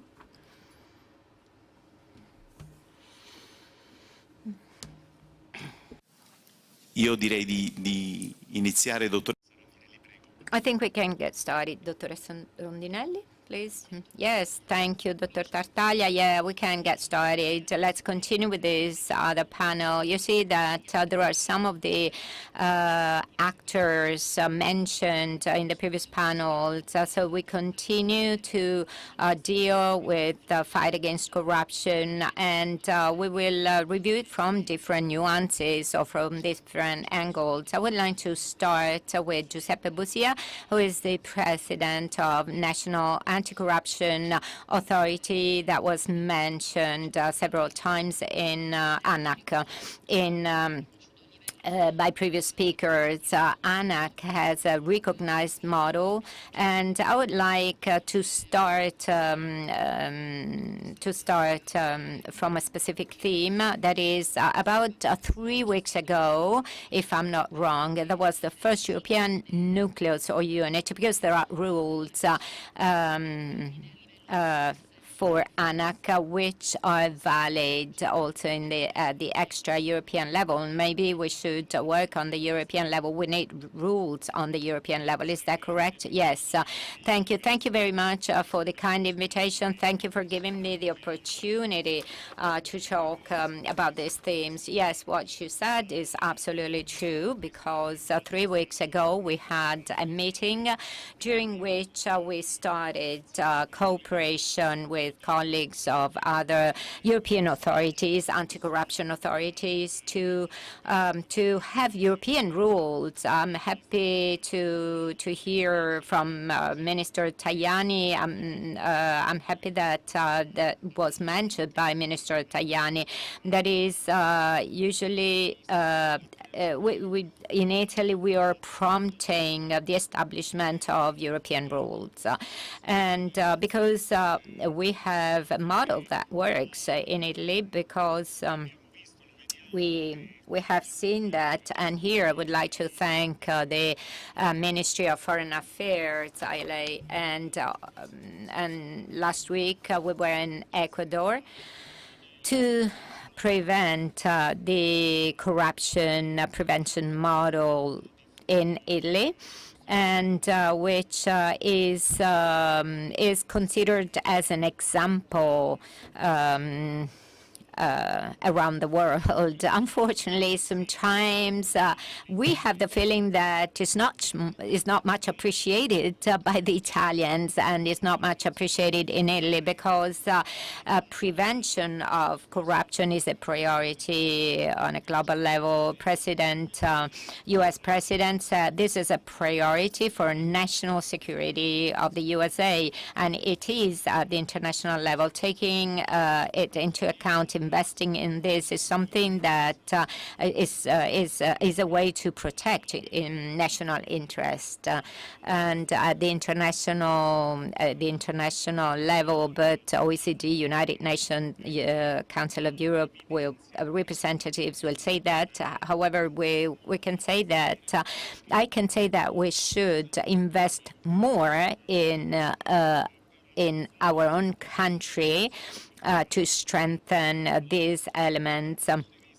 And as regards what was mentioned before several times, it's okay. In the past year, we were able to go up by 10 places in terms of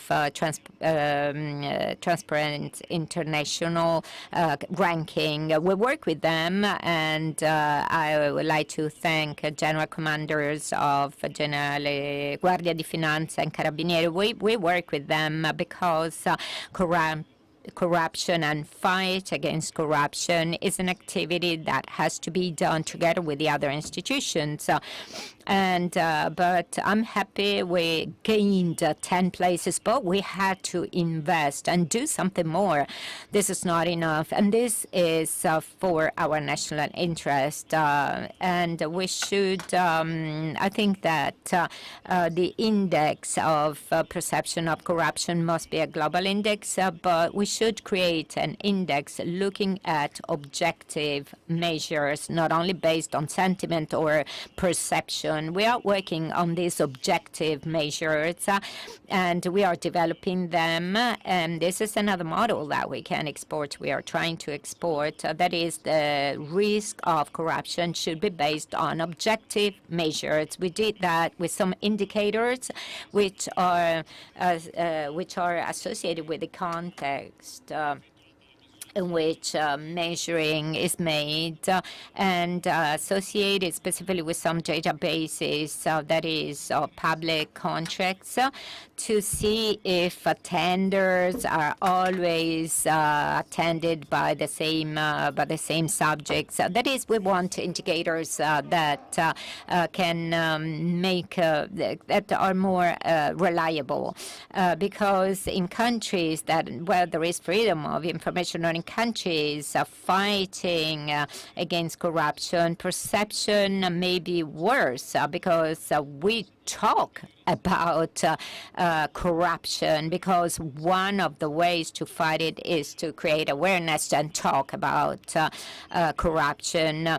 So we have to switch to objective indicators, objective measures, and I would invite you to visit this section in our website. Having objective measures means giving a realistic image of the country, and this, of course, affects attraction of investments, and so we are now exporting our models abroad. They look at our models. Let's try to follow the example. Let's learn to do that, how to do that in Europe and in Italy. In the most recent G20, this was one of the documents approved. So we have to implement it. We have to give a follow-up to it. This is an opportunity for our country, and this is an opportunity to be on the front end.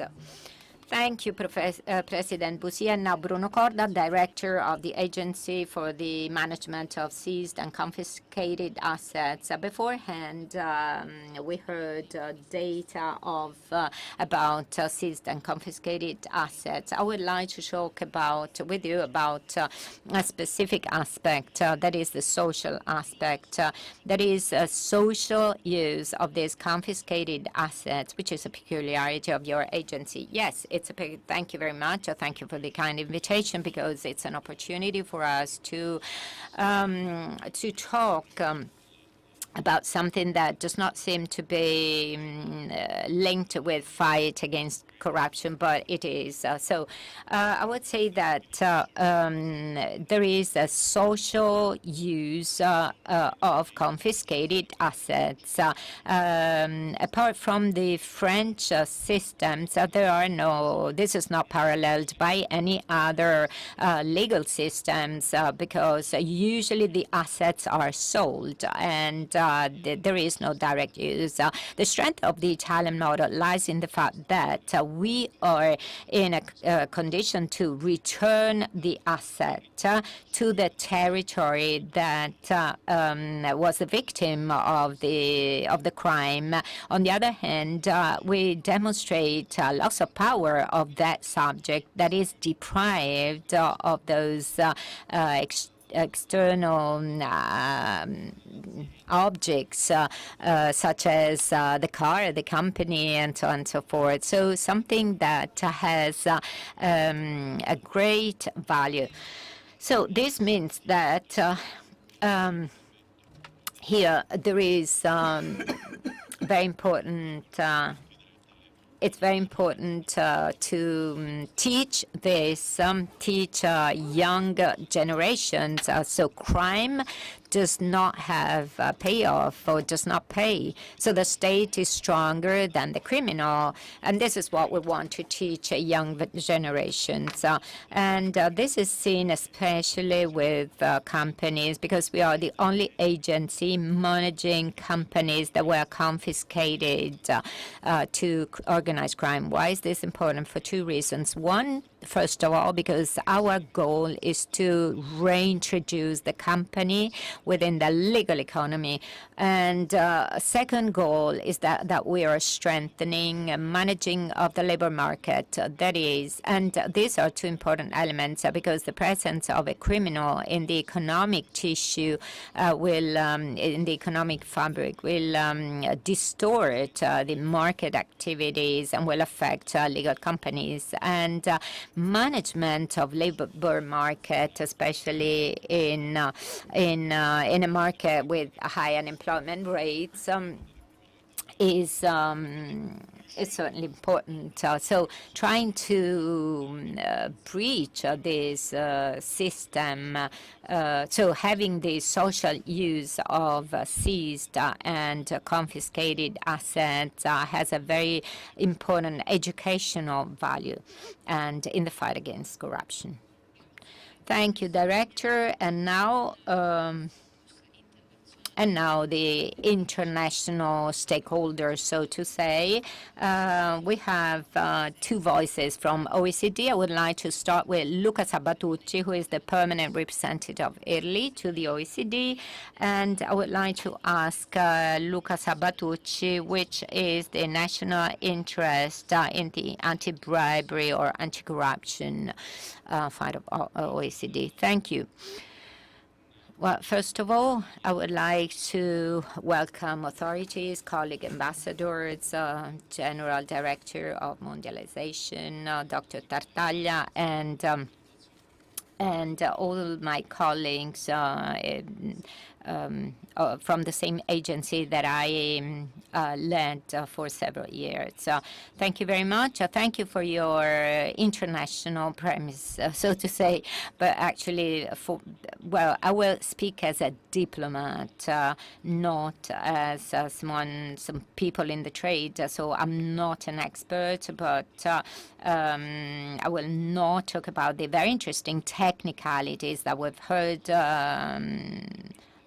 from previous speakers, but I will talk about how we can defend and protect Italian interest within large organizations, amongst which OECD. And when it comes to fight against corruption. And here I come to the birth of legal diplomacy. This is a new type of diplomacy. There have been others. Legal diplomacy is the one that probably best fits with this topic, so to say. So in order to do that, we have to take into account some key points. First of all, OECD's influence in the international economic scenario. You can think of economic forecast, how many billions can be moved in terms of investment and trade. Just think of the reports, the one against corruption, and Italy has advanced by 10 places, which means a lot in terms of confidence in one country in terms of investment. And amongst the many things that OECD does, we can define it as a super international rating agency. It's a public agency, so out of any suspicions and within OECD, Italy plays an important role. And in a country like Italy, just think of its international exposure. Think of the import-export weight, the impact on GDP. So this is something that should that make us think about the importance of relationship and the importance of rating coming from an agency like OECD. The other aspect I would like to focus your attention on is the fact that OECD, but international agencies become political. When I say political, I mean that they are strongly influenced by foreign policies, especially over the past few years. So the influence of foreign policy on these organizations, which are technical organizations, because if you think that OECD, well, actually, Marshall Plan was the forerunner of OECD, so reconstruction in Europe, and if we want to, we talk about growth, investments, economy, G20 that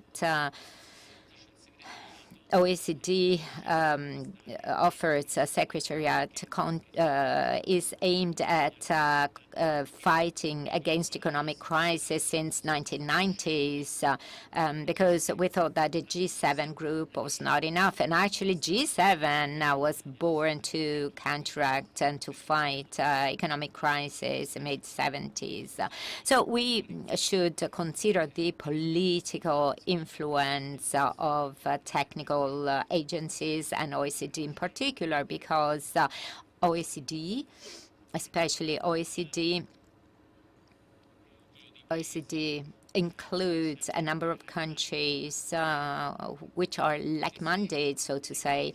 But what is the problem? If current crisis contributed to recompact, so to say, the north or industrialized countries, to unite them, there is more and more, we have more and more a problem of outreach to the south, that is so-called developing countries or semi-industrialized countries.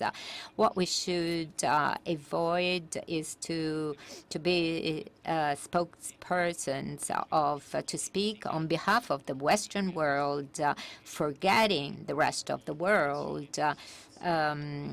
in terms of population, geography, resources, because this world is much bigger than our Western world. So this is a very important aspect to take into account. So if we have spoken of a thesis and antithesis, what is the synthesis? The fight against corruption within OECD is a very virtuous, a very positive example, because there is an interest from the north and the south of the world to fight corruption. So awareness of the phenomenon, make people understand the damage of corruption, level playing field. This means growth, investments, quality of facilities, quality of infrastructure, so that apply to both industrialized and developing countries, but also to the countries that are not industrialized. So when we speak of corruption and inclusiveness, legal diplomacy and fight against corruption is highly inclusive, and Italian national interest is very important in this path. Thank you very much. And now we will listen to the other representative of OECD, Nicolas Pinot, Deputy Director of Financial and Enterprises Affairs. I'm asking specific questions on OECD Convention for Corruption of Public Officers, international affairs.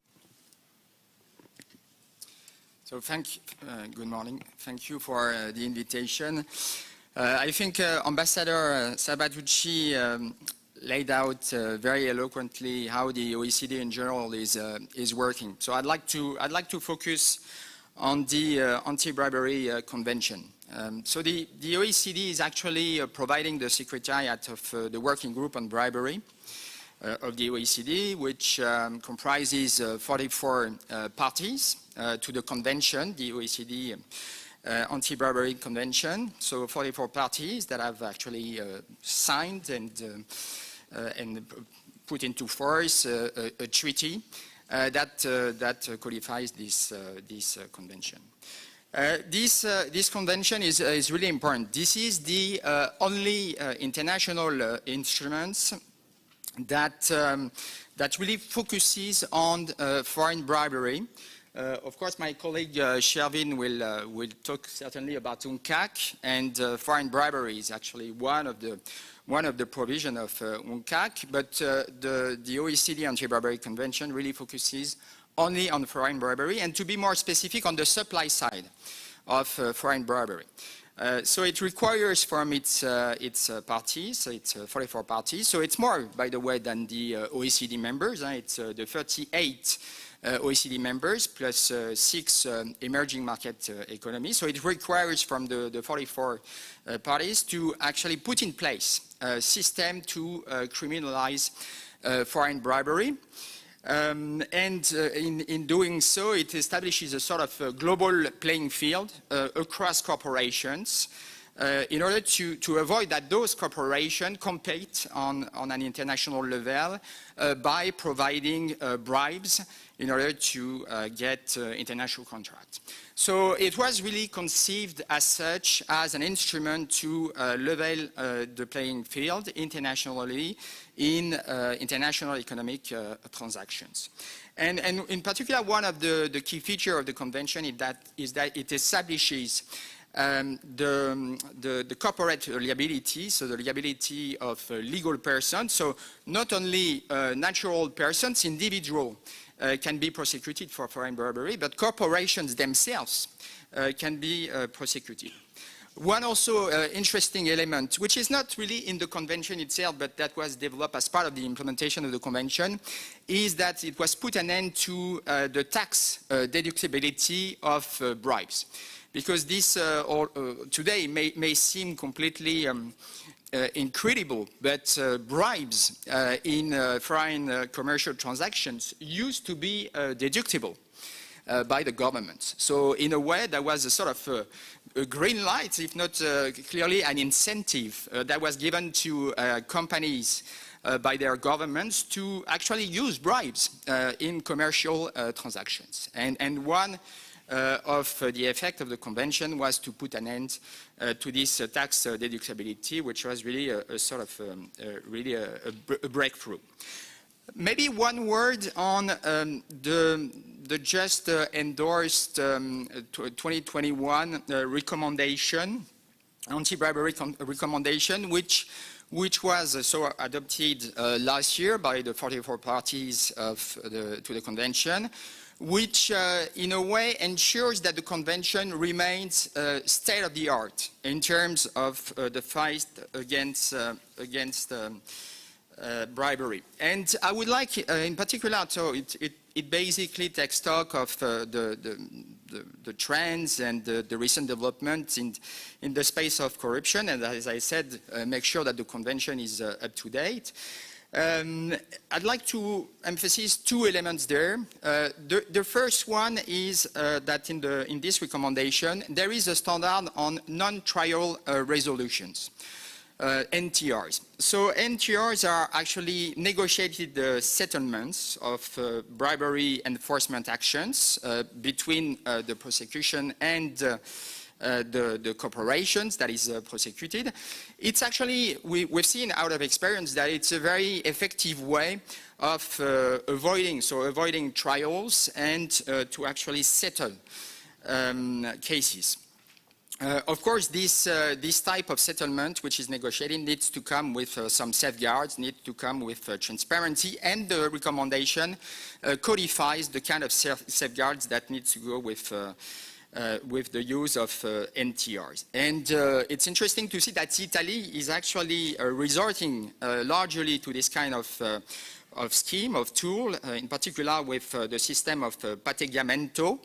And we want to commend Italy for using this scheme. It was actually very successful in settling some of the recent cases of foreign bribery.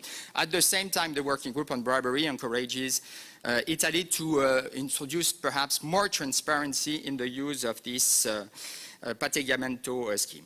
The other aspect is whistleblower protection. It's obviously one key aspect of the fight against foreign bribery.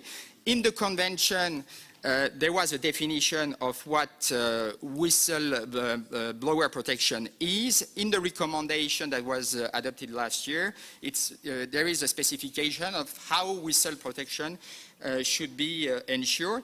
And it's also interesting to see that Italy is putting in place, to be in accordance, in compliance with the European Directive on whistleblower protection, is putting in place a legislative framework to protect whistleblowers. So I stop there. Thank you. Grazie, Mr. Pinot. Shervi Mailesi.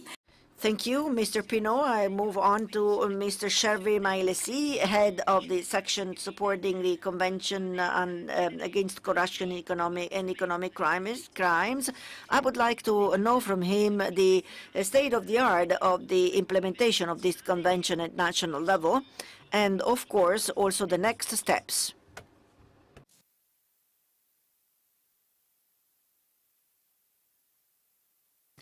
Thank you very much.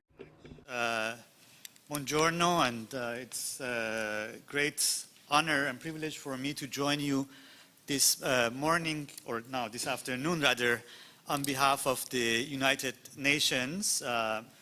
I represent the Secretariat of the UN Convention Against Corruption, and not only I'm very glad to be with you on my institutional capacity, but also on a very personal note, started my career working in this area in the early days, almost 20 years ago, working on a global corruption case, the UN Oil for Food investigation. But I had the privilege of working with several also Italian agencies who are present here today, Guardia di Finanza and the prosecutors' offices. So it's great to be with you to talk about the state of play with the UN Convention Against Corruption.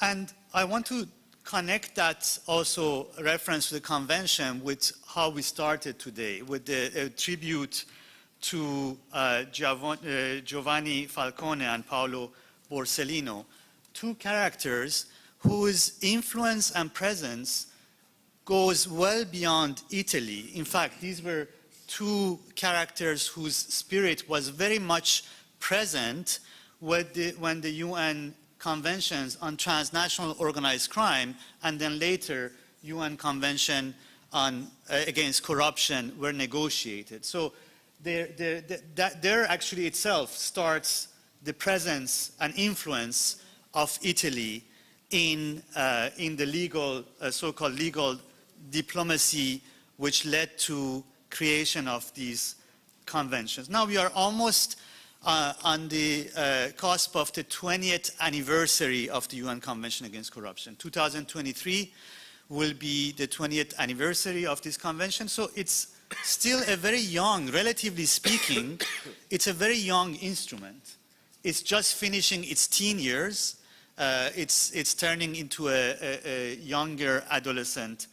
And a lot has happened, of course, during the past 20 years, including with the participation of Italy. So this morning, Minister Tajani talked about importance of international cooperation in this area. And of course, the creation of the convention was not only in relation to creating global norms in dealing with corruption in all areas that we have been talking about today, but also to really focus on this aspect of improving international cooperation and asset recovery globally in the area of corruption.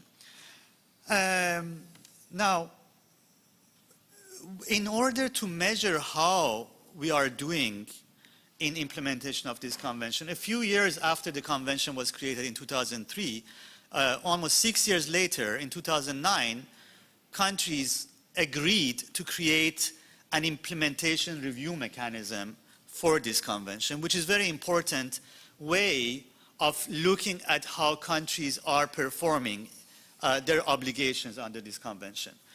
We don't have, of course, an international police to look at this, so we needed a mechanism for everyone to measure how actually these obligations are met. So far we have had two cycles of review of this convention, focusing on different chapters, different provisions, which cover prevention of corruption, criminalization and law enforcement, international cooperation, and asset recovery. And I'm glad to report that Italy went through both cycles of review in the past few years.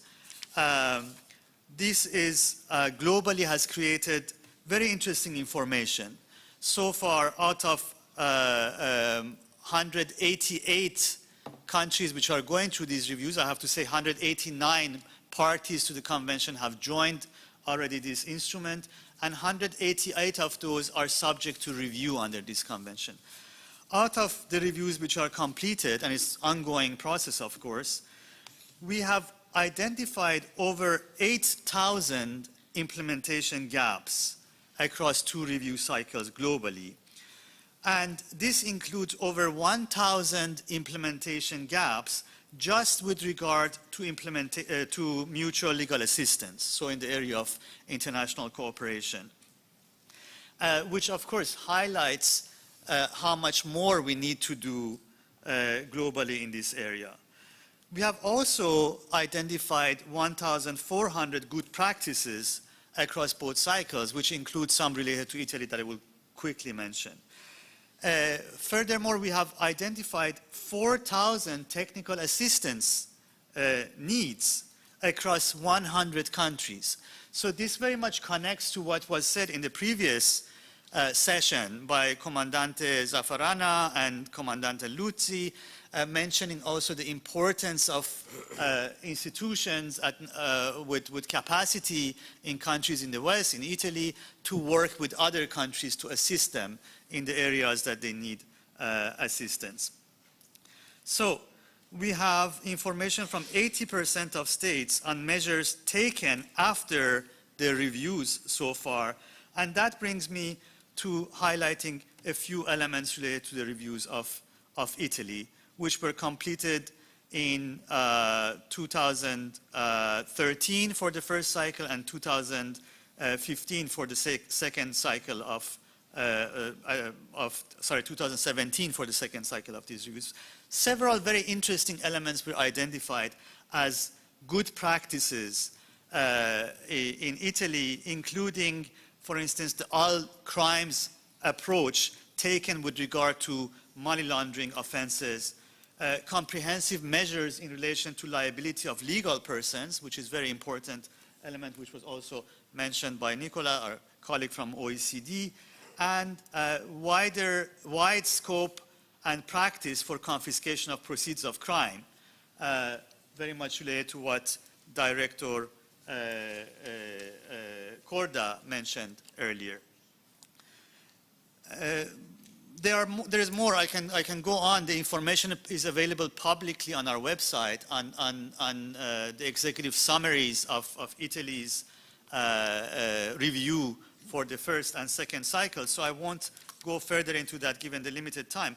But in terms of state of play, I want to also highlight other developments in the past couple of years. One is last year we had a UN General Assembly special session against corruption to build on what was achieved so far on the convention and areas which were not dealt with at the time of adoption of the convention. So this was very important. A political declaration came out of that. Italy was actively involved in the negotiations related to that political declaration to highlight some other elements where we need to look at the global anti-corruption agenda. New, also more recent issues which are highlighted, connection to development, to security, to human rights, as well as recommitting or strengthening the commitment of countries at the global level to anti-corruption action, but also more concrete practical measures, including creation of a new global operational network of anti-corruption law enforcement authorities, or GLOBI network. This was a step for us to move from the text of the convention into more a real kind of action for cooperation, international cooperation in relation to the convention, to connect directly the anti-corruption law enforcement agencies at the global level to each other so that they can engage in more efficient cooperation. This is very much related to what we are discussing here today in terms of legal diplomacy, but also I would say a step further into judicial diplomacy, perhaps. I will stop here and maybe come back again later. Thank you. Thank you. Thank you, Signor Mr. Mailesi. Thank you. Thank you, Mr. Mailesi. From the United Nations, we move on to the European Commission with Felix Fernandez-Shaw, with whom we try to go more in-depth in the technical assistance programs in terms of justice and security financed by the European Union and realized by Italy. What is the role of Italy in this type of activity? Thank you. Grazie, buongiorno. Thank you very much. Good morning. I wanted, first of all, to thank Italy for inviting us to be here today. And maybe I wanted to pick up where my colleague from the UN left it, which is on the operational side of things. I think we hear on the side of the fight against corruption lots of big words, both in the global scene and in the regulatory scene, and we need to understand how important it is that the law enforcement people talk to each other across borders, that they connect, that they interact, and they work together to fight corruption, but also that they share experiences and lessons of how things are done and implemented specifically in each country. And this is where the European Commission is working together. I'm going to explain more particularly the case of Latin America and the Caribbean, also because in the OECD, Latin America is very well present. But of course, with Latin America and the Caribbean, we have a long-standing tradition of cooperation in these areas. particularly with a number of agencies, of European agencies. And here I would like to pay tribute to the work ILA, the Italian Institute for Latin America and the Caribbean. They're working very closely with us, and Antonella Cavallari and Giovanni Tartaglia, who are also implementing with us these programs. What they do basically is try to put a face to all these words. Try to bring together people in the border. We have a program called Eurofront, where we actually work together with border guards in 7 posts in Latin America and the Caribbean, where they are trying to train and also work together in in seizure, in asset seizure, proceeds of crime, but also proceeds of corruption. We have a program on drugs. We have a program more widely on bringing together prosecutors and magistrates to speak and to exchange. And then we also have, together with Eurojust and Europol, a number of networks that work on operational issues. And this is where I think the whole question gets real, as my colleague from the UN was saying, is we really need to get operational, and we really need to get working down with specific people that need training, but also need support and need to work over the borders. The work that Italy is doing there is together with other member states of the European Union, with other agencies from France, from Spain, from Portugal, from Germany. But I think that the kind of experience Italy has is probably unique in this regard, and brings a lot of added value to the work that we are doing. Particularly, I can speak about the Latin American issue. I think there's another element where we would want to go back to the big words is, of course, investments, and the way in which the global conversation is going on in a number of policies. One of the big problems we have with corruption is that corruption undermines competition by working, of course, as you all know, in a different way. And that is a problem also from our point of view in the European Commission on promoting development, promoting democracy, and promoting solidarity. So it is not only or particularly a criminal issue, it's also a sustainable development problem. That we face when people take decisions based on different criteria than quality and sustainability. And this, I think, is one of the main elements that we would like to portray in the next summit that we're going to have, the European Union and CELAC, the Latin American countries community of states, probably next year in Brussels, where we will want to speak about investment. But you cannot speak about investment without speaking about competition and without speaking about the level playing field. This is very important also from the point of view of the approach, because sometimes we in Europe, and I think we in the multilateral organizations, we tend to speak too much about how things should be done. And maybe that's not the right message. The right message probably has to be how things benefit and who they benefit. And this is where I think we will be better heard across the globe. Thanks. Grazie, Mr. Fernandez.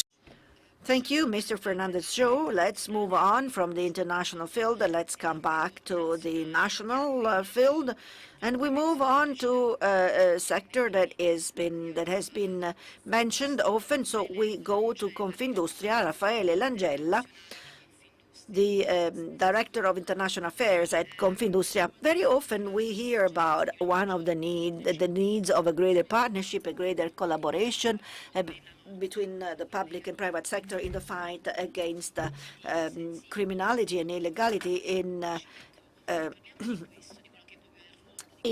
some of these fields. I mean, let's talk about the role of Confindustria in this type of operations. Well, thank you very much, first of all, for the invitation I have received to participate in this very interesting conference. I'm one of the last speakers, and so I think that I may say that all the issues that have been hinted and raised in the previous speeches are very important. Well, industry is one of the main victims of the corruption phenomenon. The corruption modifies the normal rules on which the markets functions, destroys the level playing field, creates problems to many economic operators. So Confindustria is at the forefront in the fight against corruption, and we do it also at international level. Of course, at national level, we have a series of codes of conduct, and all the members of Confindustria have to apply and comply with these codes of conduct. But we also operate at international level by participating in the main fora that discussed the fight against corruption. Last year, as you know, Italy has been the chair of the G20. One branch of the G20 is the B20, and it is an organization that is made up by all the businesses that more or less come from all the countries that participate in the G20. We may say that more or less all the countries represented in the G20 have their own delegation in the B20. And for the first time, we succeeded in all membership except for performance indicators that are directly or indirectly connected with the phenomenon of corruption. First of all, in the terms of public tenders, we obtained a consensus on the need of responsible behavior by businesses and governments in the preparation and implementation of public tenders. And this, on our point of view, is done by training the operators that then have to produce the public tenders, those who are responsible of the platforms, the tendering platforms. And so we train the executive of the public administration in all countries that want to open the public tendering to international competition. Another indicator is the use of the best available technology to prevent corruption phenomena. Technology is there. Very often it allows to carry out some pre-investigations that can create some alarms, also in the case of the control authorities in terms of violation of rules, of laws, and therefore it is the task of the national industry in every different country participating in the B20 to make it possible for these laws to be respected by the use of this technology. The second point concerns another point concerns the improvement of the governance of the industries through especially the adoption of shared standards. You know, Procurator Melillo said it very well. I mean, this is the sector in which we find many gaps in which that these corrupted people can use. We promote the Falcone Convention also, and then we have another indicator of performance concerning compliance regulations that involve stronger collaboration between the public and private sector and introduce some elements that reward those administrations that show that they are better in implementing these laws against corruption. And last but not least, another indicator is the improvement of access to registries so that we can understand very well the effective ownership, and very soon the effective ownership. That is one of the problems that you have to meet and solve when you do a public tender. These are indicators that have been approved by the B20 last year and have been confirmed by the B20 in Indonesia that took place 2 weeks ago. And we have already some contacts underway with the Indian government, with the Indian industry, let's say. We hope that all that could be continued and further stressed when the B20 meets again next year in India. Then there is the OECD context we mentioned already, and we participate at this level as Confindustria. We have a significant presence in the fight against corruption with Mr. Niccolò Allocca, that is president of the Anti-Corruption Commission, and he was appointed by Confindustria to that. I conclude, because time is short, at least I don't have more time. We said earlier that mafia and all criminal phenomena are one step ahead vis-à-vis of the repression ability of law enforcement agencies. This is true, partly, but we also have tools that can be used to improve our ability of anticipating some phenomena or possibly avoiding that these phenomena arise. So I'm referring in particular to the steering group. The steering group, of the Ministry of Foreign Affairs could be one useful tool to combat corruption phenomena, and we could discuss about best practices in the public and private sector so that these best practices could become the norm and the exception could become bribery in public tendering. I'm referring, and this is my personal opinion and has nothing to do with the role I cover in Confindustria, I refer to innovative financing, decentralizing financing, all the innovations that have been carried out in the last years at the fintech level. Now, it is true that the European Union is taking some tools, is adopting some tools that could interpret and possibly regulating a sector that risks of being the growing field for many illicit activities. But it is also true that the steering group, if used very well, could help us to anticipate this situation and make us ready to face the situation when it comes. Thank you, Director Langella. I would go for a further round of the table, and then I would leave at the end the floor to Ambassador Lo Monaca for the conclusion. President Puzia, let's come back to the issue of the National Resilience and Recovery Plan and the role of ANAC in this situation. How are you getting organized? How are you operating? Well, yes. We are a supervisory authority on public tendering, and I connect with the last speaker and what he said. We have inserted that in the National Recovery and Resilience Plan because many resources are raising a lot of appetites, and we cannot afford that this money goes into the wrong hands. We have to digitalize the entire procedure of the tender from the first to the end of it. This makes it faster, but also more. We will be able to control it better, and so in this way we could reward the better companies, and so we could set up a real alliance between public and private sector in transparency and in the adoption of all that. This is a vital tool, and has been will be possible thanks to the national database of public tendering that we have at ANAC. We are doing it. We will do it, and this is an element that is part of the National Resilience and Recovery Plan. It is a qualifying element.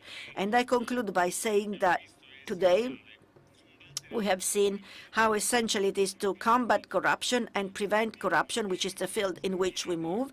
And it is convenient to invest in prevention of corruption. It's convenient from the economic point of view because we don't waste resources. It is convenient from the institutional point of view, the international point of view, because we give a good image of our country, and in exchange we have foreign investments. And it is convenient because it is an essential guarantee, because corruption is hitting the weakest, but it's also a guarantee, what we are doing, a guarantee of social cohesion. So I conclude by thanking the direction of globalization, Dr. Porcini, and all the people who have worked in this sector. From this moment on, we have a commitment that has to go towards this direction, and we need, as country, to do that, and as country we can make the difference. Thank you. Thank you, President Pupia, Director Bruno Corda, you said that the National Agency for Seized and Confiscated Assets, it's very important to use companies to also work on the labor market, to clean the labor market and the economic market. Is that so? Yeah, absolutely, because I think that the main element in our case is to keep jobs and employment and avoid or prevent the labor market from being managed by organized crime.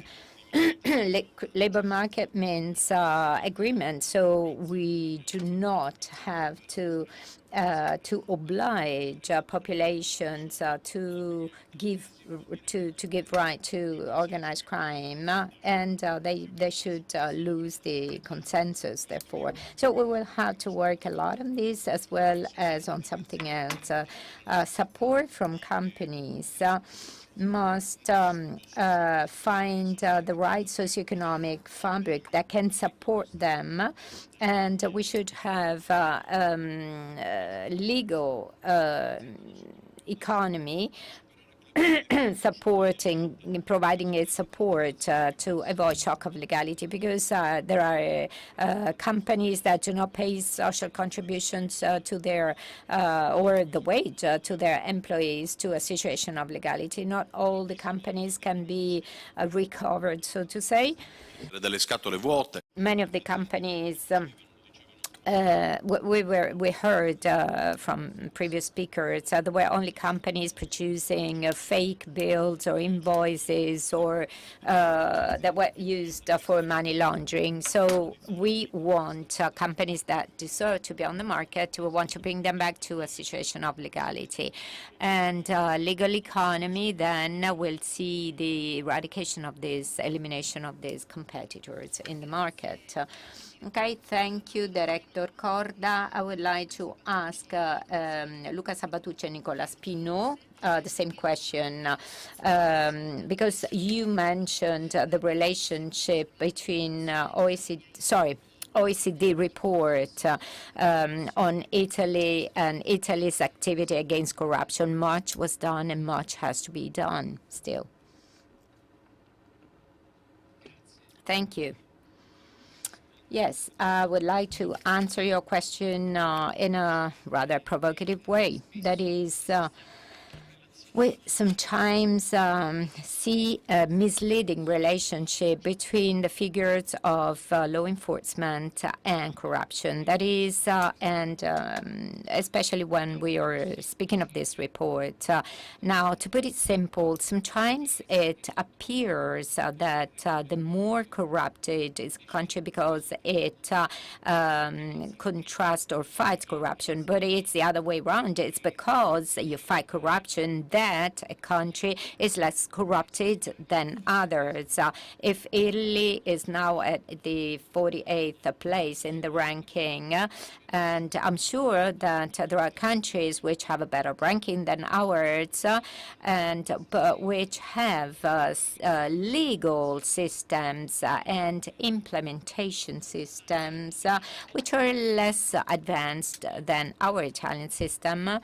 And so since you don't see corruption, corruption does not exist. And all this, of course, has an impact on the economic trend, because depending on the place in the ranking will move investment and capital, and this has an impact on economic growth. And I go back to the core business of diplomats, defending, protecting our national interest. I think it's important to explain it's important that fighting against corruption does not mean being a corrupted country. And from this viewpoint, this is the Italian delegation, the commitment of Italian delegation at OECD. Mr. Pinot? Yes, thank you. I'll be quick because I know that we are running over time. Of course, I don't have time to delve into the specific of, I understand there was a bit of controversy following the publication of the Phase 4 report of the Working Group on Bribery. with some messages on the number of dismissals and acquittals. But I really want instead to really focus on the positive messages from this Phase 4 report. The first aspect is that what this report is actually signaling is a significant level of enforcement of the foreign bribery offense, in particular compared to other WGB countries and parties. And what we've seen also is the pace of enforcement that is increasing since the Phase 3 report in 2011. So that's a very good sort of a good trend. We are also signaling in this report that there have been a significant improvement to the legislative framework against foreign bribery offense, in particular the lengthening of statute limitation for natural person, the increase in the imprisonment terms and disqualification sanctions. There was, as I mentioned before, the introduction of whistleblower protection provisions in the public sector. There is here some disparity between the public and the private sector, but again, the trend is very positive. We are also referring to the establishment of a specialized department in the Milan prosecutor's office to tackle foreign bribery, which is really a good practice and really the signal, a testament of the commitment from Italy to really fight against foreign bribery. And also, as was mentioned this morning, really a consequent significant investment to modernize and digitize the judiciary. And I would say more from a sort of international perspective, Italy has really been over the last years a leader of the fight against corruption at the international level. During the G20 presidency last year, the OECD worked very closely with Italy on some of the things that have been mentioned this morning, on measurement, on integrity in sport. We were really grateful to Italy that the chair of the G20 was a champion for the Anti-Bribery Convention and obtain from other G20 members, in particular those G20 members that are not yet parties to the convention, to really commit to explore the adherence to the OECD Anti-Bribery Convention. So Italy is really playing a leading role at the international level in the fight against foreign bribery, and the OECD wants to continue partnering with Italy next year in the context of the G7. Thank you. Grazie Mr. Pinot anche per questo. Thank you, Mr. Pinot. Thank you for this appreciation for what Italy is doing in terms of anti-bribery. Mr. Milesi, you mentioned earlier the cooperation. I mean, you strengthened this cooperation at more levels and at international level. You said that a lot has been done, but still a lot remains to be done. But starting from what?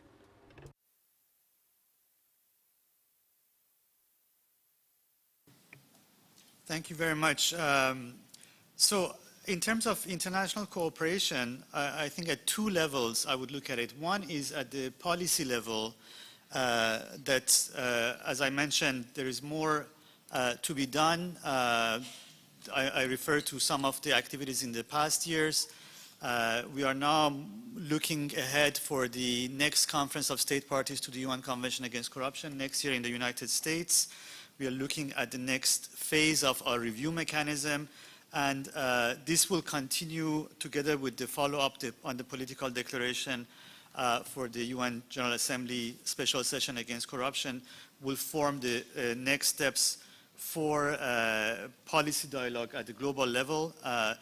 As was mentioned, Italy has taken a leading role in these areas, including, as Nicolas mentioned, on the G20 working group against corruption. But I think in this policy dialogue also there is much more to be done to improve cooperation. So including a resolution that Italy is interested in presenting in relation to corruption and organized crime, very important issue, I think, and Italy is very well placed to push for that policy dialogue globally. That would certainly be important for international cooperation.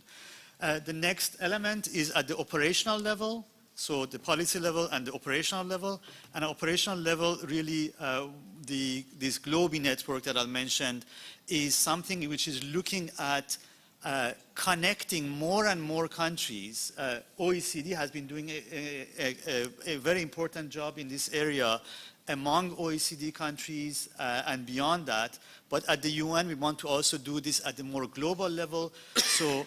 So far, we have 127 authorities that have joined from 69 countries. And we hope to expand this pool of authorities who are working directly for corruption and asset recovery cases. And we are certainly looking forward to welcoming Italy also within this group, not only to engage in cooperation, but also to share the expertise and experience, particularly in areas like financial investigations, on asset recovery, and on international cooperation that was mentioned. So we do draw very regularly on Italian expertise in these areas, including also on the area of asset management and social reuse of assets, which is very important experience in Italy, and we look forward in drawing more from these areas for international cooperation. Thank you. Grazie, Mr. Mailesi. Andiamo adesso. Thank you, Mr. Mailesi. Let's move on to Mr. Felix Fernandez Show. Mr. Mailesi has stressed the need of putting together more countries and more realities. You mentioned earlier another important aspect, investments, how important investments are. We can do more in this sector, do you think? Yes, thank you. I think we can always try to improve the way in which private companies and public government officials link to each other in promoting a sufficient legal environment free of corruption and a level playing field. I think the place to do that conversation is not only in the government-to-government exchanges that the UN colleagues and the OECD in the framework of the different conventions, but it's also by promoting practices that we have here in Europe and that we have in other OECD countries, and by allying ourselves with companies, local companies and European companies that want to invest and for which corruption is an obstacle for investment. And is a wrong kind of competition that we're setting up towards, because the moment you have corruption in the middle of an investment program, there's a race to the bottom or to the top. Never know what the top or the bottom is going to be. And that is where I think we need to be very clear, and we need to also state our interests and the government's interests. The clearer, the more level playing field an investment arena has in a given country, the better it is in the end for its sustainable development, for reaching the lower classes. I think Nicolas Pinot was saying that. But that's where I think we can work a bit more, and that's why it's also very good to have not only here representatives of prosecutors and international organizations, but also have the companies and the industry who really understand this very well. Thank you. Grazie, grazie mille. Thank you very much. Thank you, Mr. Show. And now we conclude with Mr. Langella. You have seen, Mr. Langella, the need of putting together the public and private sector and the role of the companies. What are the proposals that the industry world is putting forward at all levels when it is called to provide its contribution? Semplificazione. Prima, molto opportunamente, nella prima parte. First of all, a proposal to simplify simplification, because previously in the previous part of this, in the previous seminar, some people said that too many laws may nullify the effort of our fight. So the more the rules, the more the laws, the more the acts of parliament, the more the more laws contradicting with one another, and the easier is for corrupted and corrupter to to take advantage of the situation. So simplification first. Second, cultural effort, so to say, because in Italy we tend to legislate to avoid crimes, but what might avoid crimes instead or towards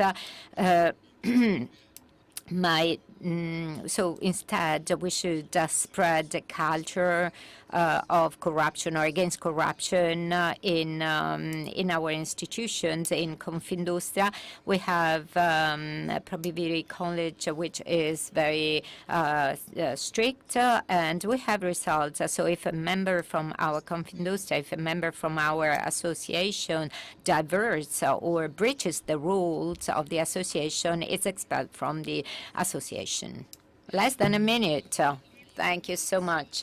Okay, thank you very much. I would like to thank all the speakers of the last panel, President Busia, Director Bruno Corda, Sabatucci, Nicola Spino, Shervin Mailesi, Felix Fernandez Shaw, and Dr. Langella. Thank you for being with us. Thank you for attending this last session.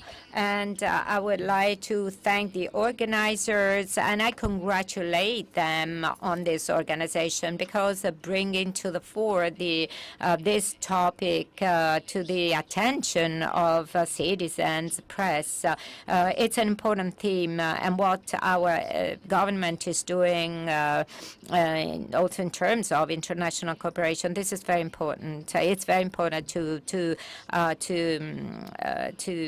pay attention to that. I leave the floor to Dr. Tartaglia and Ambassador Lo Monaco for conclusions.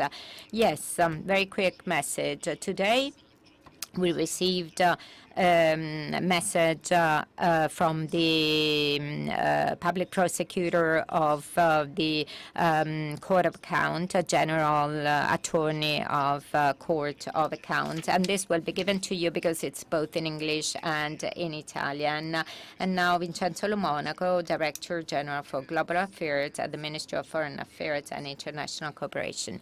Thank you. Yes, I organized this event with you, and I would like to thank my team for this beautiful day. It will be very short, promised, because it's almost 2 o'clock and we have a great buffet waiting for us. So I don't want to spend too more time on that, because I think that today anything has been said, everything, the most important messages have been conveyed. And these messages were conveyed most effectively. I would like to thank the participants, starting from the speakers, starting from our moderators, and the speakers of our panels, and we will capitalize on their of course, on their speeches, on the information they provided us with. I know that there were many people following us online, and we're very happy. And amongst the others, and this is my take-home message, we were happy to have here in this room with us. I don't know if they left. Anyway, they are the students of the University Tor Vergata for Master Anti-Corruption Master, Tor Vergata and Luis. I would like to thank the students,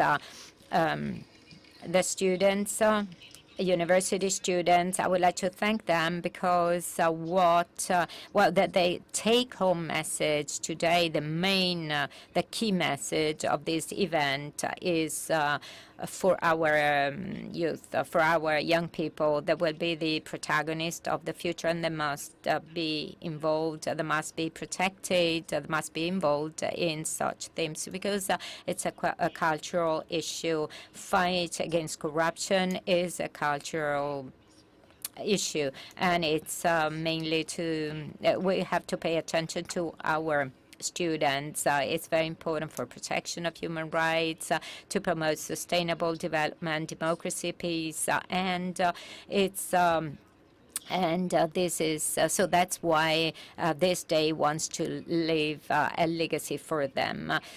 So everything has been said. We said that a fight against corruption, and I want to underline this, is not a regional fact, is not a local fact, is an issue that is of interest of anyone. It's cross-sectional, so it has to be dealt with by all institutions, and the presence of different institutions, governmental agencies underline this, the importance of working together, and of course, we have to work both on a national level, because we know that at the Ministry for Foreign Affairs, there is an interinstitutional panel working on this, and but we'll also have to work on the international level. And Minister Tajani mentioned that in his speech. He underlined that the fight against corruption will be the object of a proposal at the G7 meeting. We had the institutions, agencies, OECD, and other important agencies that work hand in hand with us. Another message was conveyed by Dr. Langella from Confindustria, that is we have to break the barriers in public and private sector. So having an interaction, a dialogue with between the employers world, business world, and the media and the press. And a message for our beautiful Italy, what we can give to the others with the support of everyone. Thank you. And good work.